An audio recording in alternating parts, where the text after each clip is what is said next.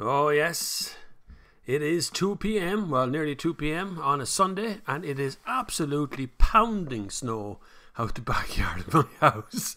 It's like a blizzard landed on us. I don't know where that came from or how that got here, but it came out of nowhere seemingly. I don't see much news reports about it today. But welcome to the Sunday service. We have started. All donations are welcome, of course. You can put them into the tip jar anywhere you can. But besides that, I have been travelling this last week, which is why a video came out this morning on the Mazda, and why tomorrow we'll get another video on the Lexus UX. So last week I was on Monday and Tuesday, I was in Portugal, Lisbon, with Mazda, looking at the Mazda 3, which the video came out this morning. And then on Thursday and Friday this week, Wednesday I was with Greenfeet, and Thursday and Friday I was in Barcelona with Lexus, driving the UX. And that's it. Hopefully there's no travel next week. I hope. It's just dreadful. It's raining, I'm sure, in other people's counties, because it was raining here this morning a little bit. And now a blizzard has come. I don't know where that came from. Well done on the old news reports, though. You know the way they say about not giving out the yellow warning so much anymore? Well, you know, why not? Do we just not give anybody any warnings whatsoever? It's always good to have you here. Hopefully you're clicking the like button on the way in, and the subscribe button if you've never been here before, because the channel is growing out of all proportion at the moment. It's now one of the fastest growing channels in Ireland, which is good. Thank you. And the hard work is starting to pay off. I was at the motorbike show yesterday with my kids, and I met many lovely people and lovely fans of the show there yesterday. I can't even begin to name them all. There was Brian and Barry and Paul, and another woman called Susan who had her son who watched the channel as well. I can't remember his name, I'm terribly sorry. I know very little about motorbikes, but the little I do know was all poured into yesterday, which was very entertaining. It was a great day out. Also got to meet another woman yesterday called Valerie Thompson, who I listened to talking about going. She's the fastest woman on two wheels, so she holds a world land speed record for riding. It's a 25-foot long motorbike, but it's a motorbike, right? She actually crashed the thing at 140 or 340 kilometers an hour, miles per hour. She was going very fast, but she's very nice, an American lady. She spoke very eloquently about her land speed record, and she hopes to be the fastest woman on earth. So it was really interesting to go through it yesterday with her. The kids got to meet her as well. By the way, if you meet me at shows and things and the kids are with me, don't take pictures of the kids. Just take pictures of me, not the kids, okay? The kids are nothing to do with the channel, and I prefer to keep them off the internet wherever possible.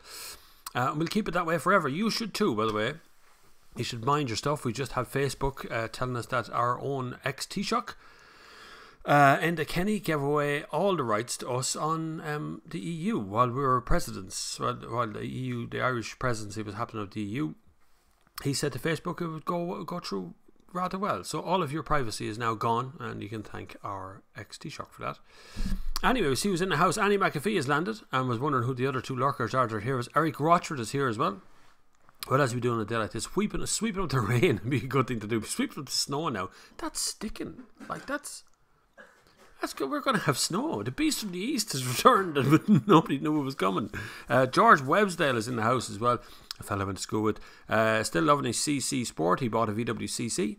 Beautiful car. Really beautiful. Still one of the prettiest designs of Volkswagen's really ever made.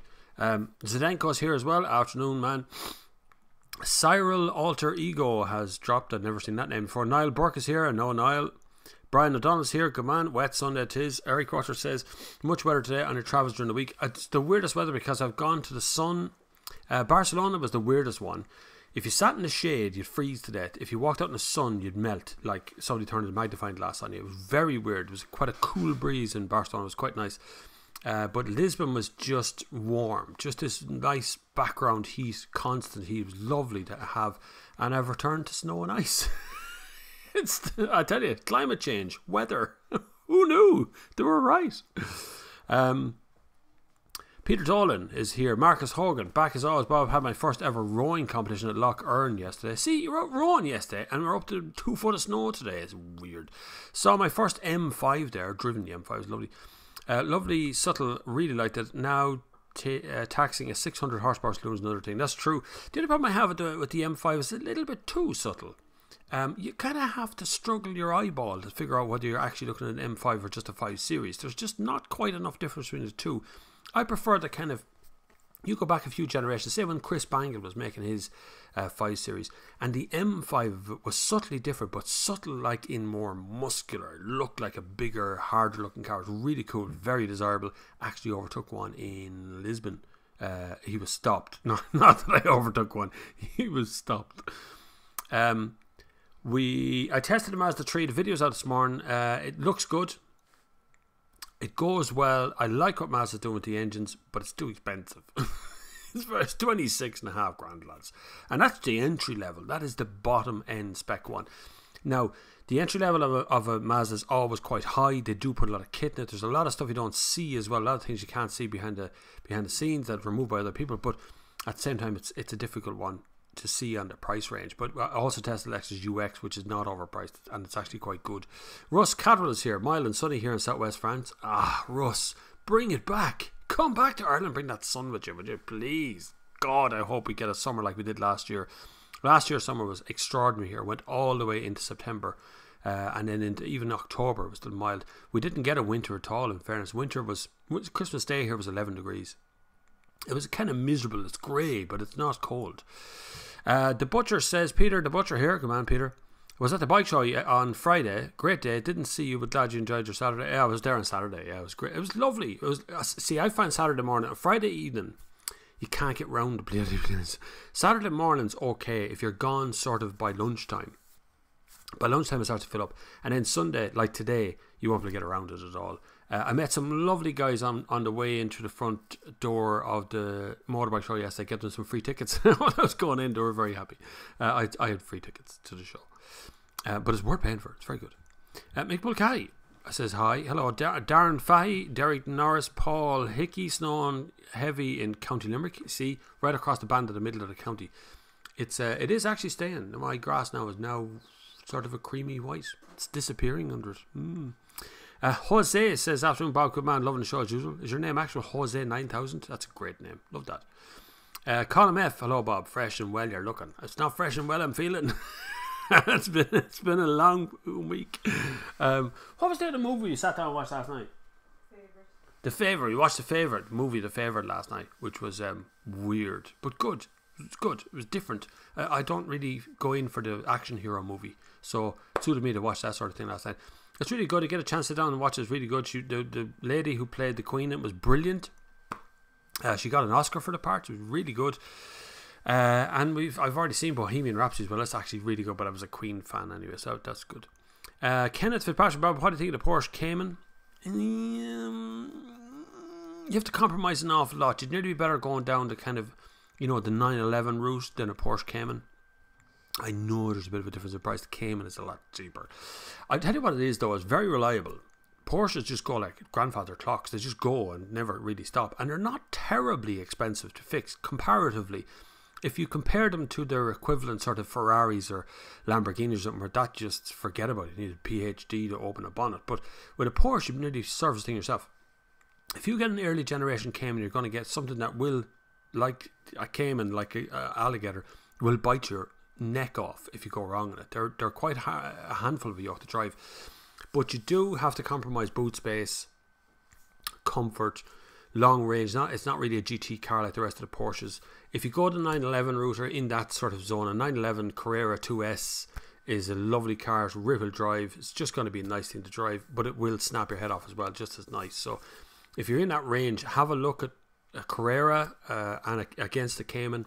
If you're looking second hand, particularly if you're looking at older cars, you definitely get something really good, because they're not terribly popular second hand. Most people put them in the garage and they never move again. It's a bit odd like that one, can it? But good cars, but the Cayman's hard to live with. Would be hard to live with on a daily basis. Andy says, the irony of a 600 horsepower saloon tax thing is that once every 5 years it's only £140 a year in Northern Ireland. You sicken me. You just sicken me. Just go away now and don't talk to me anymore. 600 horsepower saloon, 140. Why would you drive anything else? If the tax was a little bit lower here, you could definitely afford to have an older car on the road. Problem is, in this country, we tax the crap out of anything that's anything remotely over 2008. Anything further back than that gets taxed to bits. So a 1.6 is a big engine back there. Whereas right now, I drove a Lexus last week with a 2.5 litre petrol in it, and it's got tax band B. So it's ridiculous what we do to ourselves here. And we allow the government to do it to us as well, which is amazing. Anyway, let's not cause a bleeding rebellion. God almighty, someone said to me the other day, you're going to cause a rebellion if you keep it up. Mild and sunny here in Southwest France. Oh, I did that one already, sorry. Sunny heavy, Bob Whiting, the Porsche. Did that one as well. Brian O'Connell, as I drive a diesel, I don't think any Irish government is going to give me any tax break, especially on diesel, since hence I'm looking at a hybrid or a petrol crossover SUV at the moment, and I'm stuck on an Outlander PHEV. You're right, that's the problem. You're not going to be able to move too much else other from where you are unless you go to petrol, PHEV or electric. Nothing wrong with those choices per se, but there is a school of thought that suggests that moving to a petrol, which is much higher CO2 than a diesel. Diesels are much lower CO2. There's life left in the old diesels yet. That Mazda 1.8 litre diesel is very interesting prospect what they're doing there. They've adjusted an awful lot of stuff inside the engine to make that happen. Lexus are petrol hybrid, not PHEV. They really are pushing the hybrid end of things. Their engine setup, the 2 litre petrol engine that goes into the Lexus UX is 113 kgs. Put that in context, I'm about 86 kgs, 87 kgs now, so it's a little like one and a bit of me, maybe me and my leg in weight for a whole engine. So what's happening with petrol engines right now is very interesting. What they're doing with hybrid is very interesting. PHEV, not quite as interesting. I think if you're making a PHEV work properly, you should be driving an electric car anyway, and next year will tell all. So if you're looking at moving a diesel engine to an Outlander PHEV, I suppose you could make it work, but you might just look at standard hybrids, just an ordinary hybrid or full electric. Dermot Walsh has joined us. Come on, Dermot, thanks. Eric Watchard, so many 5 Series on a row, but M Sport spec, not much between those visually, and a true M5. Yeah, it's really only the exhaust on the back. You look at the 4 exhaust on the back and go, oh, wow, maybe it is a 5 Series. But you're still looking at it going, is that an M5, or has someone just bought in Halfords 2 more exhaust things for the far side? there's not a big enough difference between the two. Isn't it disappointing that they didn't give the new Mazda 3 independent rear suspension, says JV, and you're absolutely right that what's it called, whatever it's called in the back, it doesn't spoil the handling, and they say that the independent rear suspension on the back is actually heavier. It makes the car a heavier car in general, and weight is everything. I'm telling you, every conversation in Mazda starts off with the weight of something. We have shaved 0.0001 gram off the weight of a nut that fits on the back seat of the car somewhere. We've managed to get all our batteries under the seat of the car, is another one. So it's all about the weight saving thing. So it's to do with weight as far as I know. I don't know if it compromises the handling. I'd like to, if you could test the two things back to back, you get a Mazda 3 that has independent suspension in the back and one that hasn't, just give them a go and see if there's any real difference in the two. There's a lot of journalists kind of dying out on saying that independent rear suspension is better than anything else, when in actual fact it's kind of down to tuning to some degree. I mean, big like Volkswagen's big off-roaders have leaf springs in the back, which is as old as horse and carts. Like, is there hundreds of you watching already? Click the like button. Thanks very much. There's so many of you here already. This is absolutely brilliant. The Sunday service has become this monster all to itself, much to the annoyance of my entire family, who goes, "Oh my God, he's streaming again."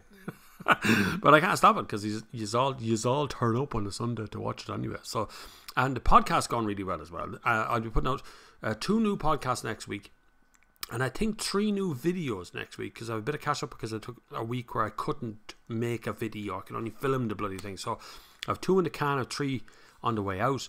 So next week's going to be really busy in the channel. So make sure you hit the subscribe button and the little bell, because you'll get a little notification every time the video goes up. Click the like button. There are so many of you after coming. There's over 100 people watching right this very second. Right, let's not go too far back.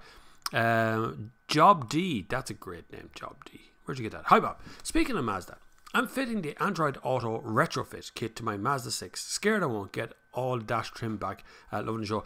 The biggest thing is be very careful. Dash trim comes off really handy.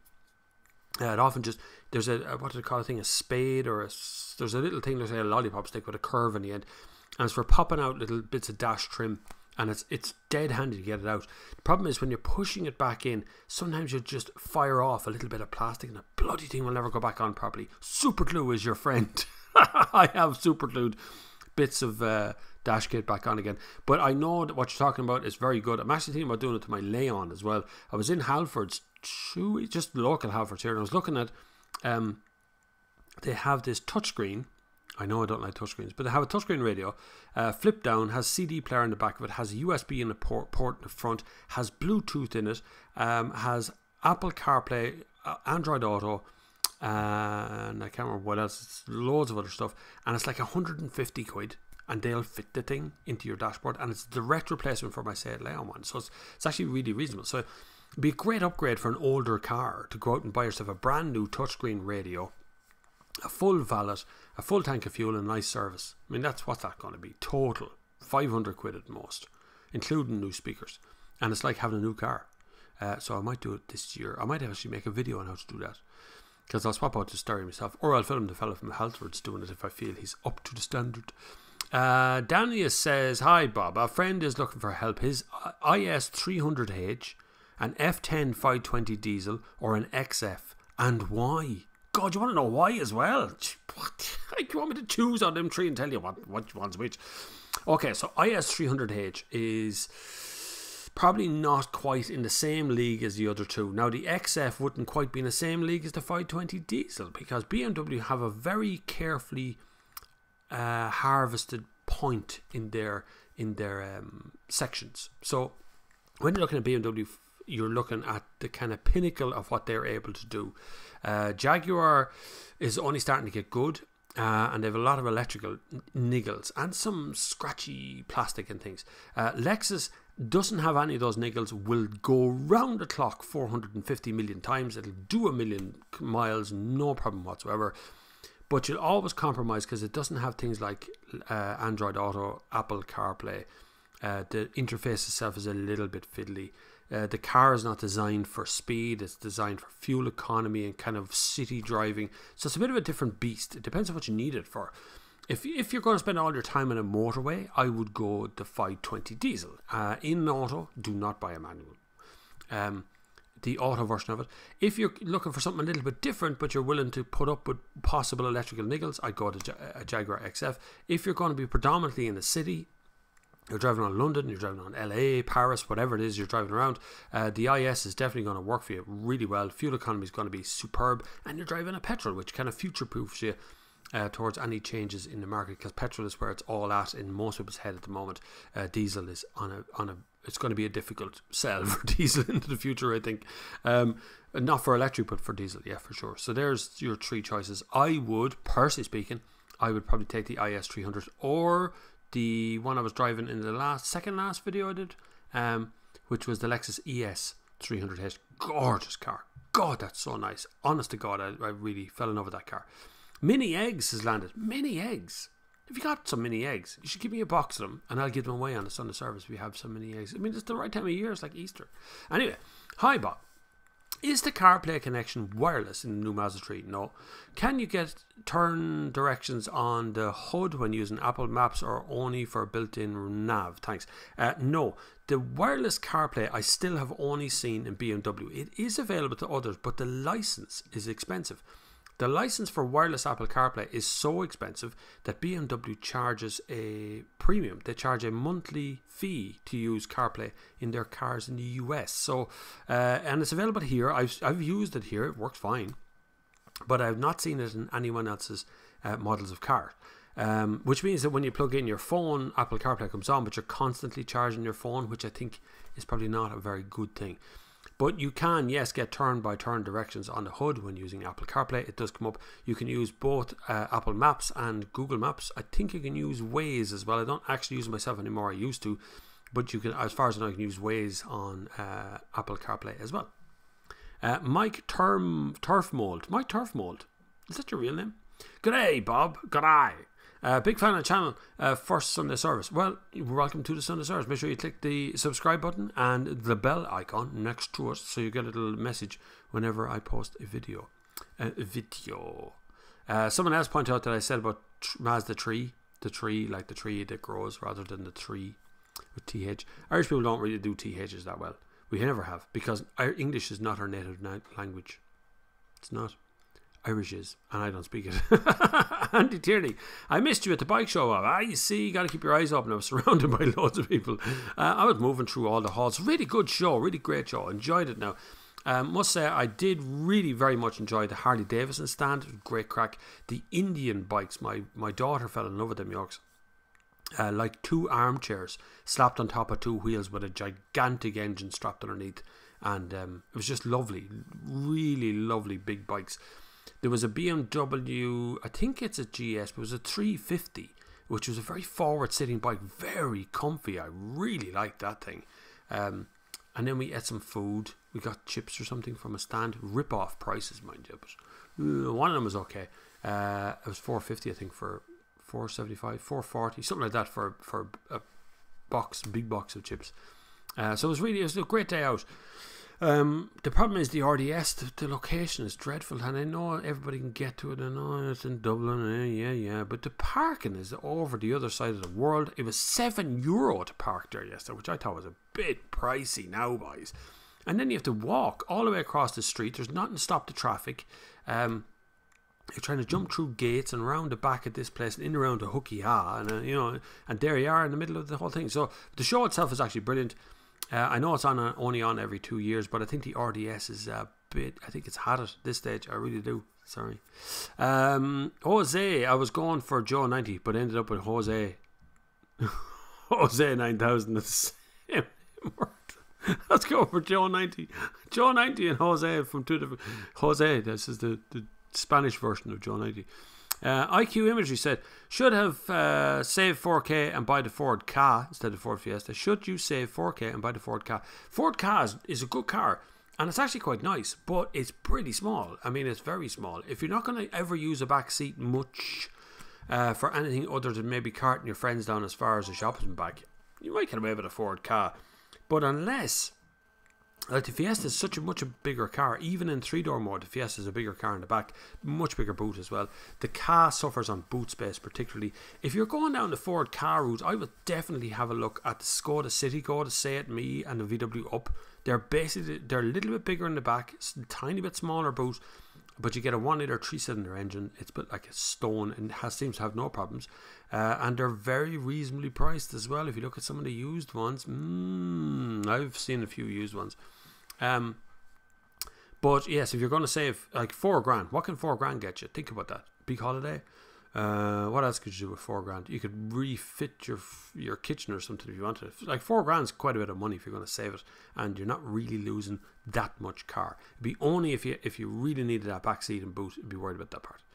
Hi Bob, have Toyota suffered any sales drops since going on hybrid? No, not really. Toyota still do diesels, but it's only in their commercial fleets, only in their commercial cars, vans. Their cars are, the diesel ones are they dried up a few years ago. They really stopped doing them about 4 or 5 years ago this day. So the sales have washed through. Their sales really haven't dipped a whole lot in Ireland. The sales staff are very local. You have to understand how Toyota sell things.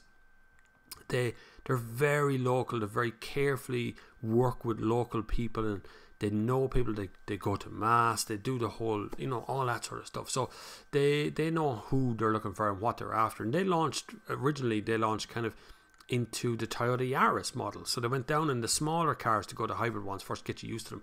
Kept the Prius going, and then just dropped the whole idea of doing it. Toyota have also backed out of doing all car shows in the future as well. Along with Lexus, who are already gone from car shows, really. We were having that kind of debate on Twitter this morning about how car shows are suffering. It's those girls are going to come in there loudly. Now, sorry, where was I? Paul Hickey. Hi Bob, how you did the one. Jim McReith, loving a disco ball. The disco ball has been there forever, that one. I forgot why we put it up at this stage, or why it's there now. But we used to have it hanging at the back door, and it would glitter here in the afternoon, blind you, when the sun was shining, which was really funny. Whoa. Brian Detrix. Oh, wait, no, I missed that. Further up. I'm after skipping forward. Oh my god, no, it's after jumping down the whole way down. It's terrible. I'm getting there. Good day out there. I've seen that one before.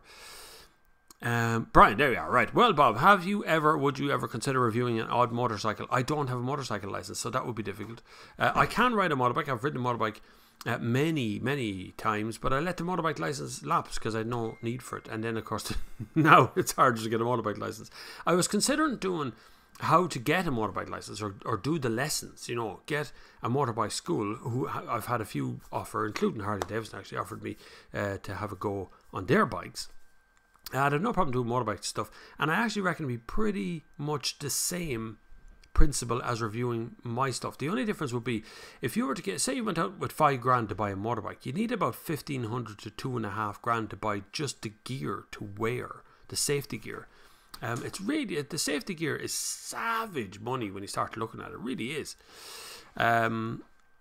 Mini X comes. What do you think of Merc's new diesel hybrids? Interesting idea. Peugeot's done it ages ago. Mercedes just jumping in the bandwagon and try and run out their diesel engines in some or another. Not really. The saving a hybrid makes over diesel is really down to a number of factors. So if you drive at very low speeds in a city, the battery allows the hybrid or the engine to stay turned off. When it restarts, if it's cool, it will emit more CO2, more NOx. And so you're better off actually having a diesel running the whole time because it stays warm than having it cut in and out the whole time and restart and put out more NOx. So the diesel hybrid thing, I think, will have a short-lived idea. I prefer to see a petrol hybrid, which is much more efficient and much easier to start as well. Starter motor is much handier to use and gets on with it. Zadringo. Why are British journalists so keen on comparing everything to Ford? They are neither the standard setter in quality nor in driving enjoyment. It cannot be the Fiesta. Should I buy a Kuga instead? I'll tell you why. It is. It's freezing. It's coming down so heavy. The snow is really properly staying now. Well done, Met Aaron, on not telling anyone it was going to snow this hard today and not putting on a yellow warning. Congratulations. Anyways, about the Ford stuff, I'll tell you why. Because for years, Ford ruled the car industry in the UK. And at one point, Ford was the standard setter. And it's kind of held on. It's kind of stuck with them forever. And also because Ford is one of the top selling brands over there. So it's very familiar to everybody. Everybody knows what a Fiesta is. Everybody knows what a Mondeo is. So it's easy to kind of pigeonhole the whole thing. So you can kind of go, this Volkswagen Golf is bigger than a Fiesta, and everybody has an idea in their head of what that's going to be. I don't tend to try and cross compare all that too much. So if I think a car has a better interior than what I thought was the best interior one time, now I think it's better, then I'll cross compare in that way. But a lot of the UK journalists just find it easier because you have to remember, you're influenced as a journalist. I'm influenced by those around me, other journalists around me as well. So when we're on international trips, or when we're on a car launch in Dublin or Galway or Cork, wherever, and we're all sitting around talking, inevitably the conversation will go to cars eventually, sooner or later. And once we start talking about cars, then opinions come out because you have a group of very opinionated people sitting in a room together who go, that car is crap, and you go, no, I don't think that car is crap, I think it's pretty good, and here's why. So there's this element of who's going to say what. So when it comes to journalism, you're very influenced by other journalists.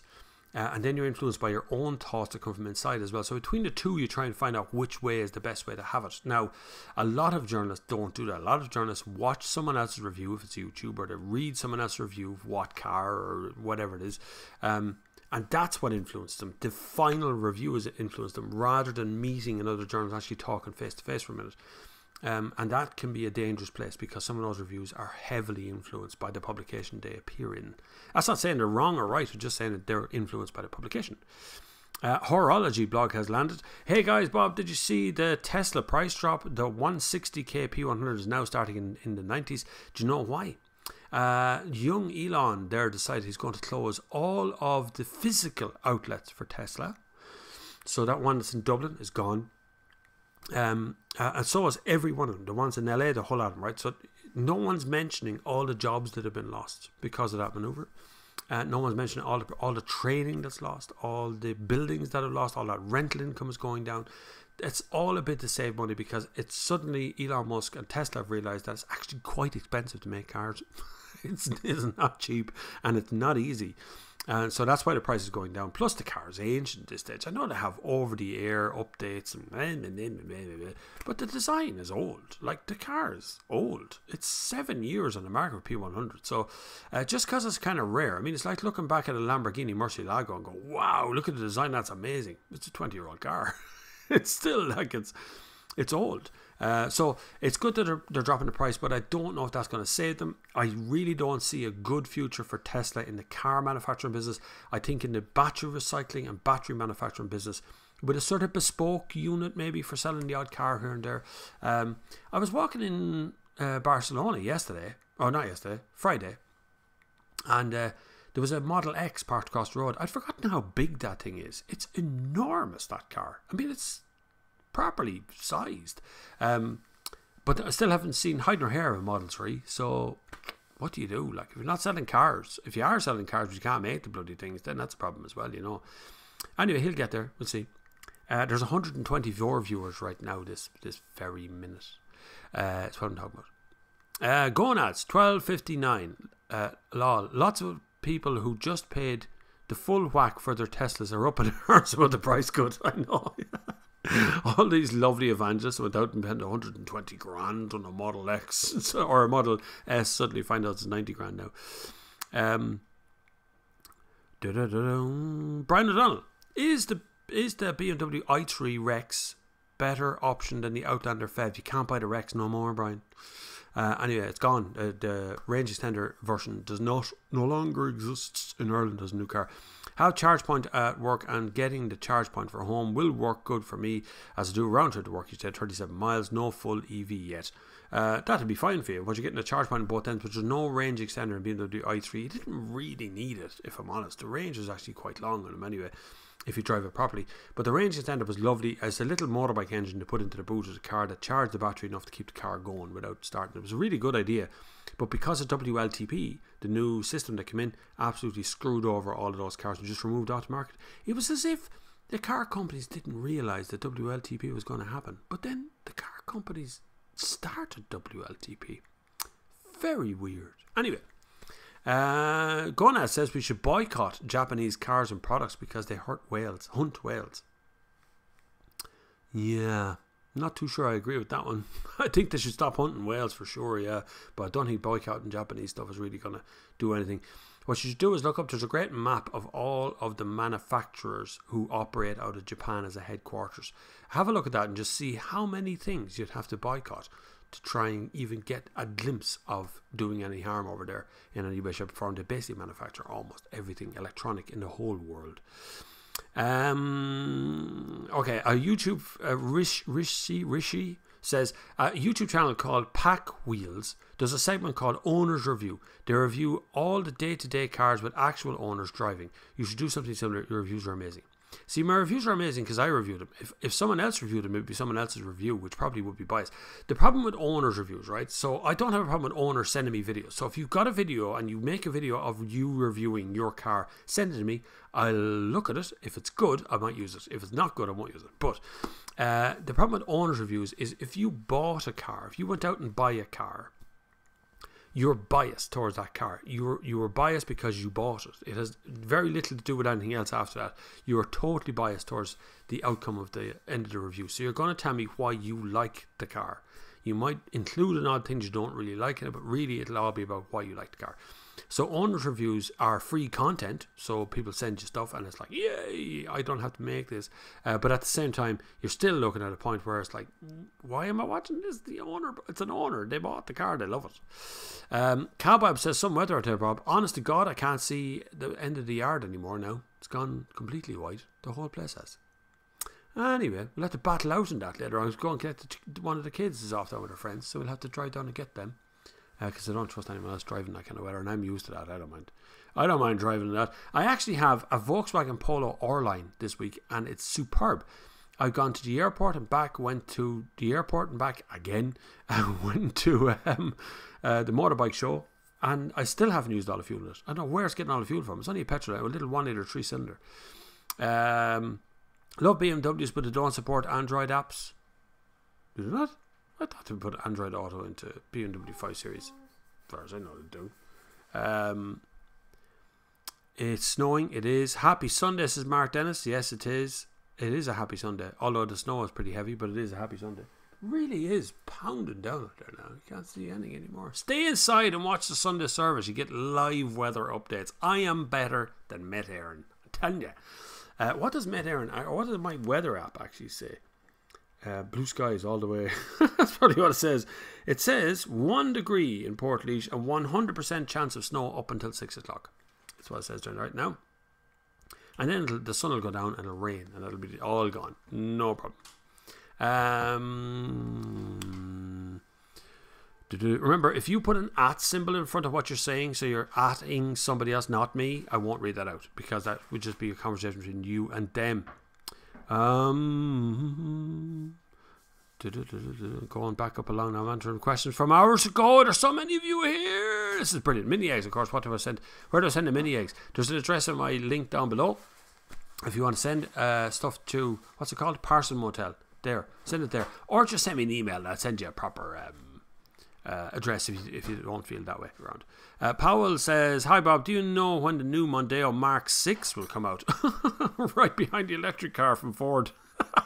Ford are in trouble, lads. Ford have been in trouble for quite some time.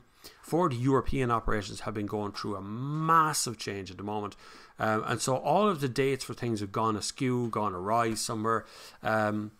I don't know what the good outcome is for Ford. They've been caught with the pants around the ankle sort of thing when it comes to electric cars and hybrid cars. They just look kind of amateur at the moment. It's unfortunate because I'd love to see what they can do because I think they can. But I think Ford US is trying to keep such a heavy pull on Ford Europe, who's also trying to keep an eye on what's happening in other parts of the world with the Ford outlets there. And it's just this mess. I think they will get there eventually. I hope they'll get there eventually.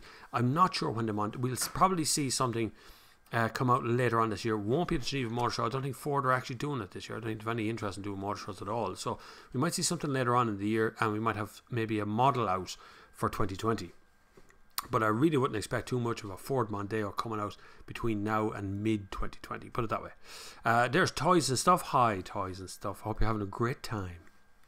Annie McPhee, nope, just takes time to catch up with the questions that are asked so far. It's been answered. I'm sorry, I'm answering questions from 2:34, so I'm 24, so I'm like 10 minutes behind you. So you'll get my questions.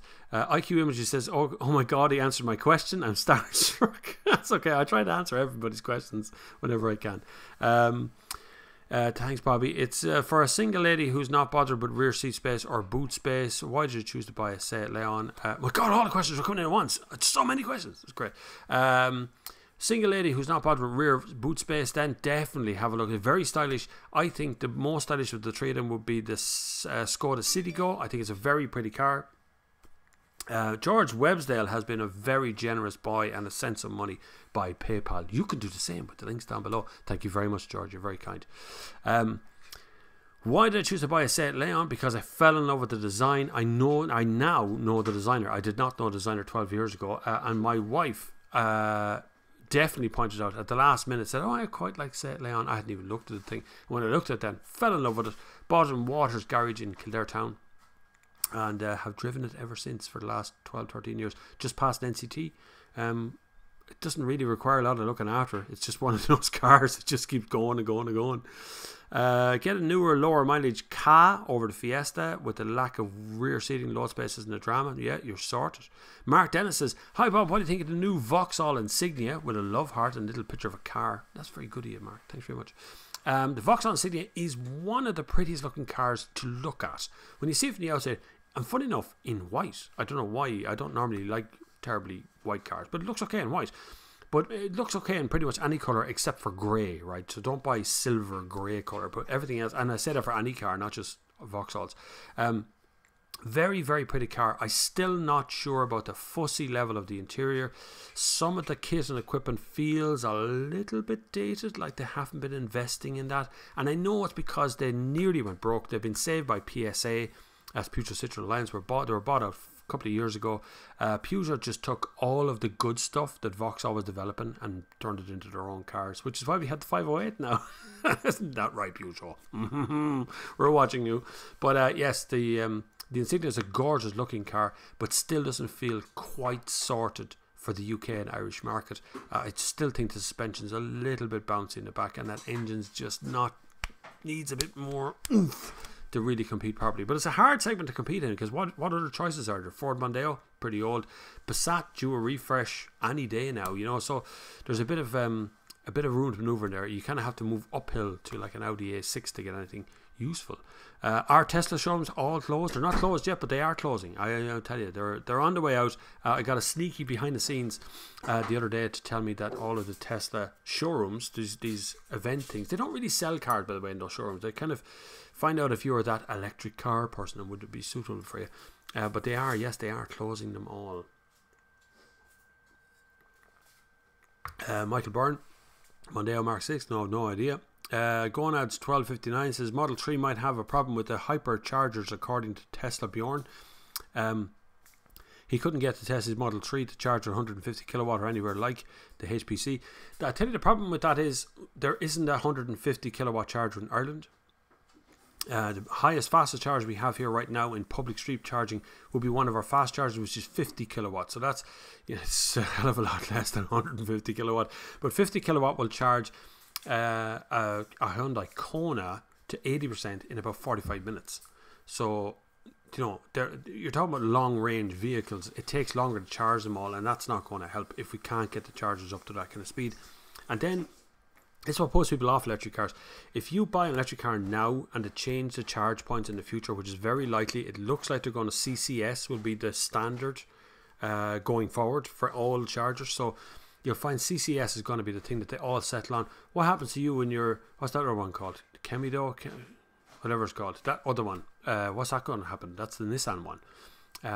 And then you have the standard kind of 3-pin plug. What if they change that plug? So people just are very wary of moving over to electric cars, and particularly when it comes to rural commuters. Of which, before you make a laugh at that, anyone who lives in Dublin, the majority of people who work in Dublin don't live there anymore. Most of us live down here near me. I know, because there's Dublin people living all around me here. And there's Dublin people living, you just draw a circle out by 60 kilometres out from Dublin, and all of that feeds Dublin. So they're the Dublin commuters I'm talking about. They're the ones who are going to need all these chargers, and they're not there. So you got that problem. Brian O'Donnell, I saw a few second-hand BMW i3 Rex for sale, still making mad money. They are, because they'll go in for you're buying a petrol engine car. I know the fuel tank's tiny, but you can easily get this with the range extender. You can cross the whole bloody country on one charge if you're clever. Now you have to be fairly clever, but you get there all right. Mike Turf Mode, Bob, I found the i3 very twitchy to drive in the motorway. It is a bit, isn't it? Yeah, it is. You're kind of over the steering wheel is a bit small. You're kind of over the motorway. Put me off buying it. Do you know if the suspension modifications to the i3S have improved this? No, but it wasn't really suspension modification. But it was to change the diameter of the wheels. The wheels are now 19s or something. So it changed that kind of that jitter or kind of sharpness to the wheel. There was a software update for i3 as well, which also softened the steering wheel softened the steering response a small bit. Not a whole lot though. It's still pretty twitchy. Still drives a bit like a go-kart. They took a lot of their handling cues from the Mini range, so there wasn't a big update. It's still fairly twitchy. I think i3 is the strongest offering for an electric car, but those back doors are hateful. So that's the way that one is. Powell says, Bob, your son of service is one of the best way to improve English skills. Thanks. Actually, when I was growing up, Kildare Town, where I lived when I was born in Kildare Town, we used to get an influx of Spanish students every year in the hundreds. And all they did was hang around together. But the idea was they used to come to Ireland to learn English, because in Europe we spoke the best English because we learned it from textbooks rather than learning it by dialect. Nowadays, I suppose there's a lot less of it goes on, but yet we still speak pretty good English because we can speak very quickly and we tend to pronounce our words very well at times, apart from three, which doesn't help. So you say three with your tongue behind your teeth instead of tree, which is a tree that grows. But in Ireland, tree is number 3. So the Mazda 3, the 3 BMW. Actually, the most commented comment on my BMW 3 Series video is 33 1/3. So there. I'm just catching up on some of these now. Hold on. Trying to read through them all like a shot now. You see, it's a skim. It's a skim as it go along. Bob, I'm considering a Seat Leon, near new, 1 or 2 year old petrol. Any issues with them, or do you know about worth mentioning? Mainly doing dual carriageways in and out of work, 30 kilometers a day, 1 litre or 1.1 or okay for that. Yeah, I wouldn't go to 1 litre on a Seat Leon. If you can go 1.4, which was still existed about 2 years ago, you're going to get a much more settled, much more refined drive. The smaller engines I know there is a good few. The Skoda Octavia has a 1 litre as well. The fuel economy is not what you think it is. It sounds good. It goes well. It's like, it was 120 horsepower or something. My wife just went outside and came back in and just fired all the snow of the entire world on the ground. It is really pounding down out there. This is deadly. We're snowed in. I'm sorry, I can't go filming tomorrow. Actually, I'm supposed to go filming tomorrow up in Rialto Forge. We're filming a thing for the Car of the Year Awards. God, I need a clean shirt for that. I need some sort of clothing for that. But I have to go to that. So that probably won't happen now tomorrow because of the snow. But, well, we see if the snow stays. But if you're looking at a Seat Leon, there's no issues with Seat Leon. They have very good reliability. You're buying Volkswagen parts. Easy to fix, easy to repair, easy to replace. Fairly cheap parts as well. But just be very careful of that engine. I know it's 30 kilometers a day, but that 1 litre engine still has to do you 4 or 5 years. You know, you still got to look at that. I would prefer to see 1.4 litre petrol, or if you want to go again with the new 1.5 TSI, which will be coming out if you're getting very new. But 1.4 is where I was at with me. Nicer car. Zadringo says Skoda Karnak. Yeah, VWT Cross. I saw that Karnak the other day. That is definitely the Skoda Fabia. Just lifted up. The whole side profile of that car is just the Fabia. Anyway, I just seen the pictures going, God, that's so ordinary. What are Skoda doing? Why aren't they Simply Clever? What happened to the Simply Clever? Too many cars. Too many cars always spoil everything, by the way. Skoda, if you're listening. If you have too many models, you split your customer base. That's what happens, right? So if you have a small car, a mid-sized car, a large car, an off-road car, there you have 4 customers that are all suited. You've just split your customers 4 ways. But what's happening is all these car companies now are getting 7 or 8 lines of cars, but they're not increasing their customer base. So if the customer base is 100 people, you now have 100 divided by 7 rather than 100 divided by 4. It's just hard to manage. Anyway, that's just an old way of looking at the car industry. Maybe I'm out of date. Maybe the way the thing to do is have a single model for everyone in the audience. But it's a pain in the hole. Anyway, Skoda Karnak, VWT Cross, Seat Arona. Why buy them over similarly priced Scania, Golf or Leon? Our crossover is an idea to sell a similar car that costs 1,000 to 2,000 euros more to make for 3,000 to 5,000 euros more. The big problem with the crossover thing is everybody wanted to do it. The actual first one, and hats off, Renault put out a car, they still do it, to Capture. God, how many years ago was that? 5 years ago? Something like that now? That was a small crossover. Everybody went, that's a stupid idea when it came out. I didn't know that was a lovely car, but everybody went, no, that's never going to work. Small crossovers, that 2-wheel drive cars lifted into the air. Nobody wants them things. Bang! 5 years later, everybody wants one. The market is saturated with them now. So it has been a thing now. What's going to happen in 4 or 5 years' time when they're all traded in is you're left with a stack of crossovers. The one that's sold the most will be the one that's cheapest on the market, and so on. It's this endless cycle of upgrade. The problem is if you're looking at all those kind of cars and you're looking within the Volkswagen group cars, you're basically looking at all the same car. So the chassis, the engines, the gearboxes, they're all very similar. And in actual fact now the software on the sat-nav and things, it's all starting to homogenize across the range. It's because Volkswagen might make a lot of profits, but actually it's paying a lot of fines on the back of that as well. It's paid out 6 billion or something in fines over the CO2 or sorry NOx emissions lies that they put out. So it does happen. George Webster says, Bob, speaking of Tesla, you've got to look at this video. It's hilarious. I can't go and look at it now. Right now is a minute. What do you think of this vintage car? I can't see that. I can't open links while I'm live because it stopped streaming in the middle of it, so I can't see it. What's the car you're looking at? A lot of people put it. Speaking of vintage classic now, a classic car is a classic car. You think about it, it's a classic. So it's a classic of design. It's not old enough to get the old tax. It's going to be a future collectible. Maybe it is a collectible right now, but it's not old enough to get vintage tax. Vintage is over 30 years old, so when a car gets over a certain age, it becomes a car that's so old it's now vintage car and gets a special rate of tax, special vintage insurance, and a lot of other benefits. It stops doing the NCT and things, that all those kind of things come into it. But that's over 30 years. So if you list something as vintage, it has to be over 30 years old. List something as classic, you're presuming it's a future classic or a classic or collectible. Darren Cavan has just joined us and goes, well, Horst, there's some weather out there today. It is. I now have, I would say, about 2.5, 3 inches of snow on the back here. I can no longer see any of the grass or the tarm or the concrete or any of that sort of stuff. It's all gone. This is great, isn't it? Snowed in with the Sunday service, special edition snowed in version. Yes, send food, send clothing and supplies. It's been raining for at least 2 hours. I can't go outside. Powell says, Bobby, tell us please why model released in 2018 is called 2019. It's the sales point of each one. So we have 2 sales points of the year. One is January, the other one is July. So we have the swap over. So the first cars out this year are 191, which is the ones you see in my videos. And then you see the second cars are 192, which are released later in the year. The UK have exactly the same thing. They don't do the same license plate, but they have 2 sales points of the year. Theirs are about 50-50, funny enough. They sell about as many cars the first half as they do in the second half. So you get what you hear journalists say, the words late model reg. So a late version of the car which is registered late in the year. Sometimes it has more kit on the second half of the year. We're too greedy to do it over here. So what we do is release exactly the same car in January as we do in July. There's no difference at all. But the thing is, it splits the year in half. So if someone hasn't bought in the second half of the year, we tend to, any car released this year is in next year's car of the year. So it's next year's car.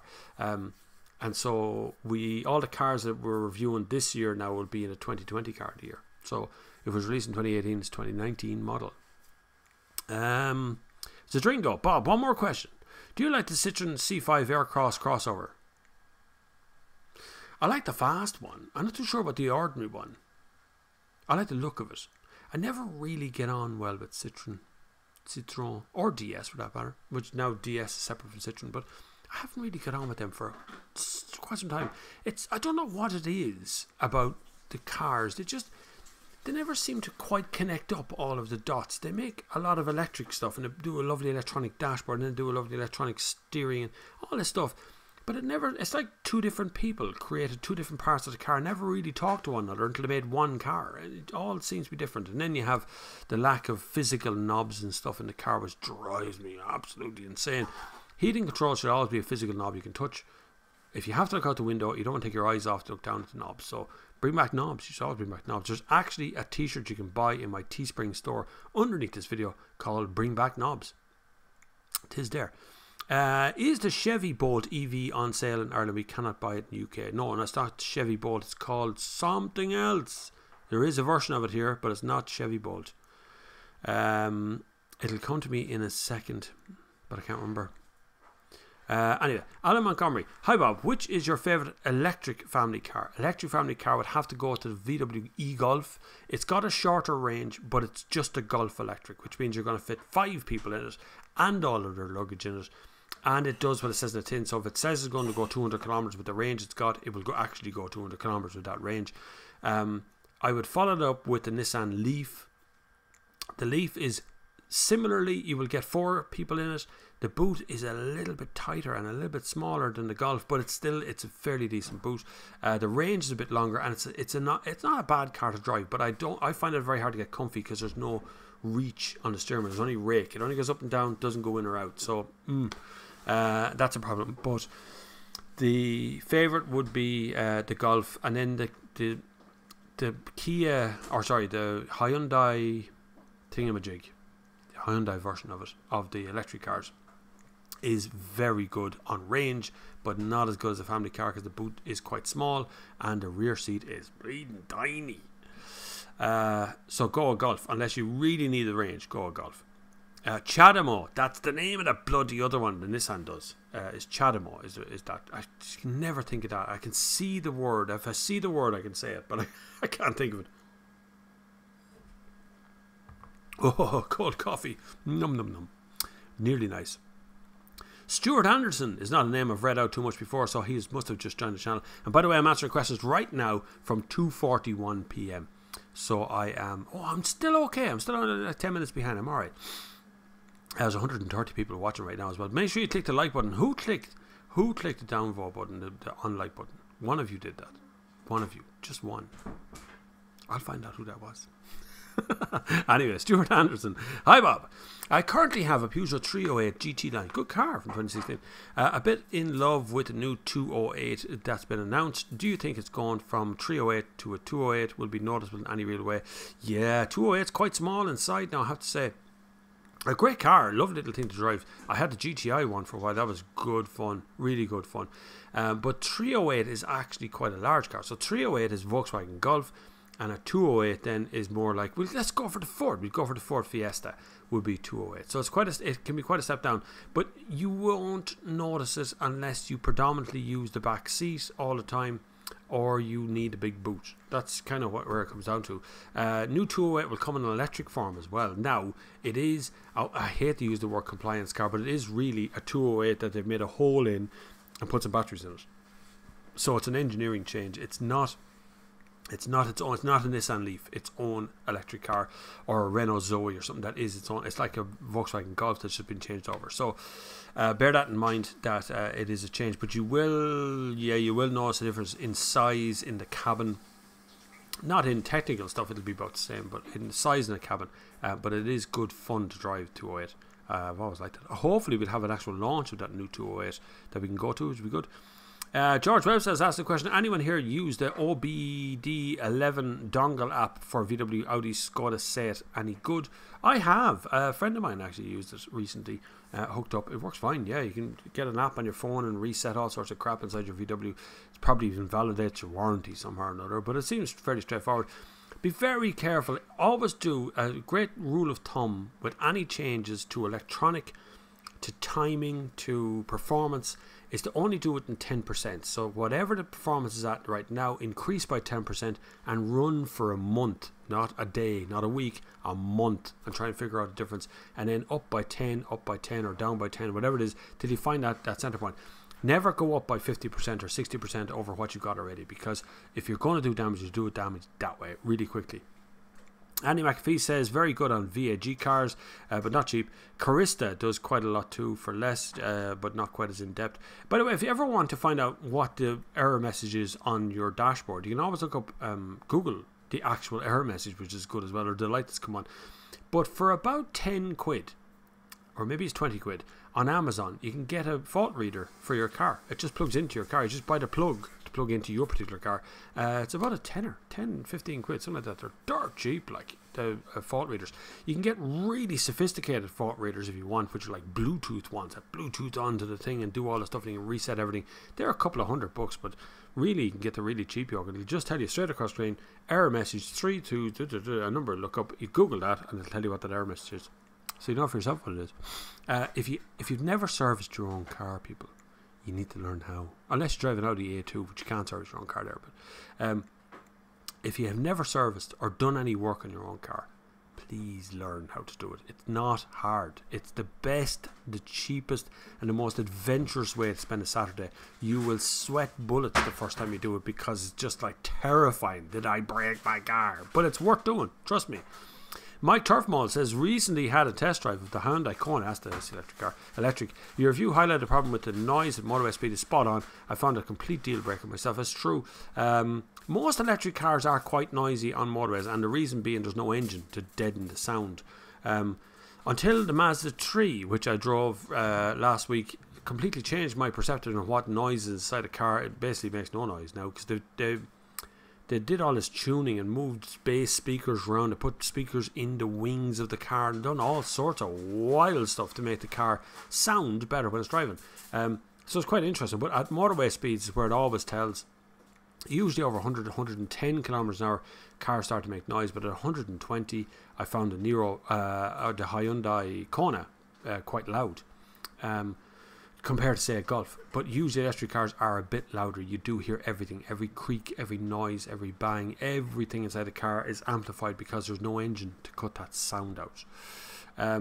E-Niro is the exact Hyundai version, but it's sold out in the UK at the moment, and we're waiting in Ireland to see if we ever get any of the bleeding things. I wish Kia, if you're watching, could you just give me now Nero EV so I have a test of it. I'm going to give Tesla a call, give a go of an Model S or X or something for the electric car series, but I just think they're pretty old at this stage, so we'll see. Fergal Lawler says, Bob, I just bought a 2016 Skoda Superb Estate, previously had a 2010 Saloon. I'm convinced the older car had better legroom, although the headroom is better than the new one. Am I right in thinking this? You are, yes you are. The older car was built as a limousine and could actually be, the very first one could actually be bought in 2 lengths. I didn't know that till I talked to a Russian friend of mine who bought a long wheelbase Skoda Superb. Like, that's a bus at that stage when it's long wheelbase. But anyway, the models that came out over here were a slightly bigger legroom, a slightly less headroom. What they've done is lower the seat down to make more headroom, and in doing so actually encroached a tiny bit in the leg space. So it is ever so slightly less legroom, more headroom. Either way, you're still getting one of the biggest head and leg rooms on the market for peanuts compared to a 7 Series long wheelbase, which is where you have to go to get something that big, or an Audi A8L, which is long wheelbase again. You have to buy a long wheelbase of an executive model to get anywhere near the legroom that's in a standard Superb Estate. But it's only good, obviously, if you're sitting in the back. As a driver, it's completely useless to you, other than you can let your seat all the way back. If you're very tall, they're brilliant. You'll always hear wind noise in an EV at speed because you don't have an engine drowning it out. It's true, and tire noise. It is to some degree, but I mean, that's where the technological marvels come into it. I remember talking to a very lovely man who became a very, very good friend of mine, a car designer. I don't want to mention his name because he works for a particular company and it would give him away. But yeah, he's a lovely man. I do keep very, very carefully in touch with him. And he made a point. I was talking about the shape of wing mirrors. I was asking about the shape of them. Because if you look at some of the VW ones, they point upwards. Look at some of the Mazda ones, there's a line across the centre. If you look at some of the Korean ones, there's a line higher up. And he said you basically have 3 ways of making the wind go. You can either go over the wing mirror, under the wing mirror, or all around the wing mirror. Any one combination of 3 of them creates turbulence behind the wing mirror, which is why they're trying to get rid of wing mirrors at the moment, why they're putting those electric cameras inside of cars to replace wing mirrors, because it's the one aerodynamic point on the car that doesn't work very well. So wing mirrors are when it comes to noise as you're driving on a motorway, wing mirrors and aerodynamics is the next big part of electric cars. If an ICE is able to drown, it's an ICE engine, is able to drown out road wind noise, needs a new exhaust.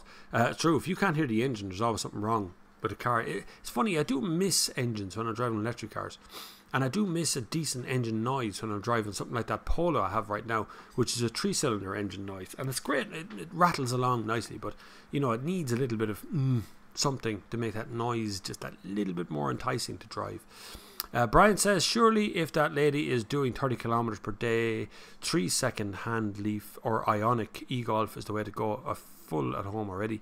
It's true. If you're doing very low mileage, generally speaking, electric car is the way to go. You will save a fortune over the PHEV ones, but if you like a big car, or you think once a month, once in a while, you're going to drive very long range, or you don't want to have to bother to turn up to plug in and charge up anything, then you know PHEV works in that respect. But you will, as I've seen on the electric car Facebook page, the EV Ireland Facebook page, the level of hatred for PHEVs plugging in at the point where an EV is supposed to be plugged in. It's just incredible. It's strange how at the moment it's free, you see, to charge in Ireland. It's free to charge an electric car. It won't last. I don't think it's going to last. This next budget is going to absolutely torpedo everything. If my rumours and speculations are correct, we're all in trouble, particularly the way they widen the tax bands. But we'll see as that happens. But buy an electric car. If you're doing very low mileage, go generation 1 Nissan Leaf. It will cost you $5,000, and there you go. That's all you need. It's got, probably will have heated seats. It will have a decent heater in it. The battery, you can see the battery, the condition of it on the readout on the dash. Actually tells you the condition of the battery. Or you can get one of those little plug-in OEBD thing, reader things, to make sure the battery still has full charge. And charge it at home, and don't bother charging at work. Charge it at work, don't bother charging at home. One or the other. You should be able to do 30 kilometers a day, 3, 6, 9, 10, 11, 12, 4 days without charging. Easy. Volvos, amongst others, are notorious for wind noise. I always thought Volvo's not fairly quiet, I have to say. Interested to hear the difference myself. I don't know what that's an answer to. Kevin McCarthy, hi Bob. Have you ever driven the new BMW 330e plug-in hybrid or heard good, bad things about it? The BMW 330e plug-in hybrid. Yeah, I have, yeah. Well, I've driven the 5 Series E and the 3 Series E. But there's new 3 Series coming out, so there'll be a new 3 Series E coming out. There's no good or bad things about it. It's the same as any other PHEV. You do about 30 kilometers, 30 to 40 kilometers on full electric, and then the rest of the time you're scrabbling around using a petrol engine. They're very efficient, very. They're just a hybrid after the electric runs out. That 30 kilometer range is, you'll always be looking for electricity. You know, if you're driving a 60 kilometer round trip, you drive 30 kilometers there, charge it, drive 30 kilometers back, charge it, drive 30 kilometers there, charge it again. You're always plugging in, and that's the problem. You know, if you really want to go the whole hog, I would definitely go all electric rather than PHEV, especially when the electric range of cars starts to build up properly. You'll find a lot more stuff, like in 2020 you will see a hell of a lot more electric cars come out in the market, and there'll be much greater choice. Right now there's only about 7 electric cars in the whole market, 6 maybe, that you can buy today, so a bit of a problem that. Do you like your Garmin watch? Yes, I do. That's my favourite watch of all time. It has definitely replaced every single watch I've ever had, because you can actually just download a different face. If you don't want that face on it, you can download a different face. I can't remember what that face is called, but it's my favourite face as well. And it automatically adjusts its time for other places, and I don't need to charge it. Don't buy an Apple Watch for running or exercise, because you have to charge the bloody thing once a day. I charge that once every 2 or 3 weeks. Like, it's brilliant. But definitely check out any of the Garmin range. This is a 235. You will pick this up now second hand for probably 100 to 120, 130 euro in good condition. Brilliant watch. Haven't had no problems with it, and runs on an app on my phone as well, which is absolutely deadly, called Garmin Connect. And as soon as I connect up the Garmin Connect app on the phone, which eventually will load here, there goes the little running man. As soon as I do all that, it'll tell me what I've done today, my steps today, everything comes up on the screen. It's a brilliant yoke, and that app is free, doesn't cost a penny. So if you're getting into running, or you're getting started in running, or you want to start running, just run as far as you can, as slow as you can. Don't buy any Garmin things until you are able to run for about an hour or so without stopping. If you can run for half an hour to 40 minutes without stopping, you need to get a watch with some sort of monitor, all that. But up until there, use Runkeeper on your phone. Everybody has more or less everyone has a smartphone at this stage. Just buy or get Runkeeper. Don't buy it. Just get the free one and let that keep an eye on you for the time being. Powell says, Bob, do the Irish like British people? That's a really good question. I wish I could answer that. I don't mind British people, but I'm sure some people don't like British people. We have a very, very long history with England and Ireland over the years. They were invaded, and they kept us as part of their land for quite some time, up until 1916. And since then, we have been building our relationship back up with them. Times have changed. The majority of people who are alive today would have no recollection whatsoever of Ireland and England being the one country. But we still have the leftover that being Northern Ireland, which is still part of the UK until Brexit, and then we see what happens after that. That might change very quickly. But no, there's no animosity between us. We've been travelling back and forth between here and Britain for a very long time. We won't mention the Troubles. We'll go back to that later on. Chopped Greens. That's a difficult name to say. There's an apostrophe in that. Chopped Greens. Anyway, Range Rover versus Toyota LC. Put it to bed. People say the LC is better off-road, and I've had but Range Rover so much better, everything that included towing, etc. You are right. I believe the Range Rover would actually be, if someone asked me to drive across the mucky, dirty, filthy, rotten forest of a place up to the top of a mountain and back, and I had the choice of those two cars, but I was choosing based upon its capability, I would pick the Range Rover, because you can sit there in an armchair and worry about how bad the poor people feel around you for having to walk through it, and just plough on up through the field. It is an amazing vehicle off-road, but caveat to that, you will probably be broken down with an electrical problem halfway up the hill. Whereas in the Toyota, which relatively will cost about the same amount of money, the Land Cruiser, they're not far off each other's price. will continue up to the top of the hill, down the other side, and cross the Sahara and come back home for dinner, and probably won't need fuel between the two of them. So they both have their benefits, they both have their drawbacks. The Range Rover is far more executive inside. The Land Cruiser is a bit more utilitarian. But make no mistake, if you see a Land Cruiser pull up at the front of somebody's house, you go, wow, he's just driving an old Toyota. That Land Cruiser is probably 150 grand, and say about the same price as a Range Rover Vogue, so they're serious money. But they both have their benefits and drawbacks. My wife is after cooking something over there, and the smell is absolutely outstanding, whatever it is. What have you made? Homemade pot noodle. Love it.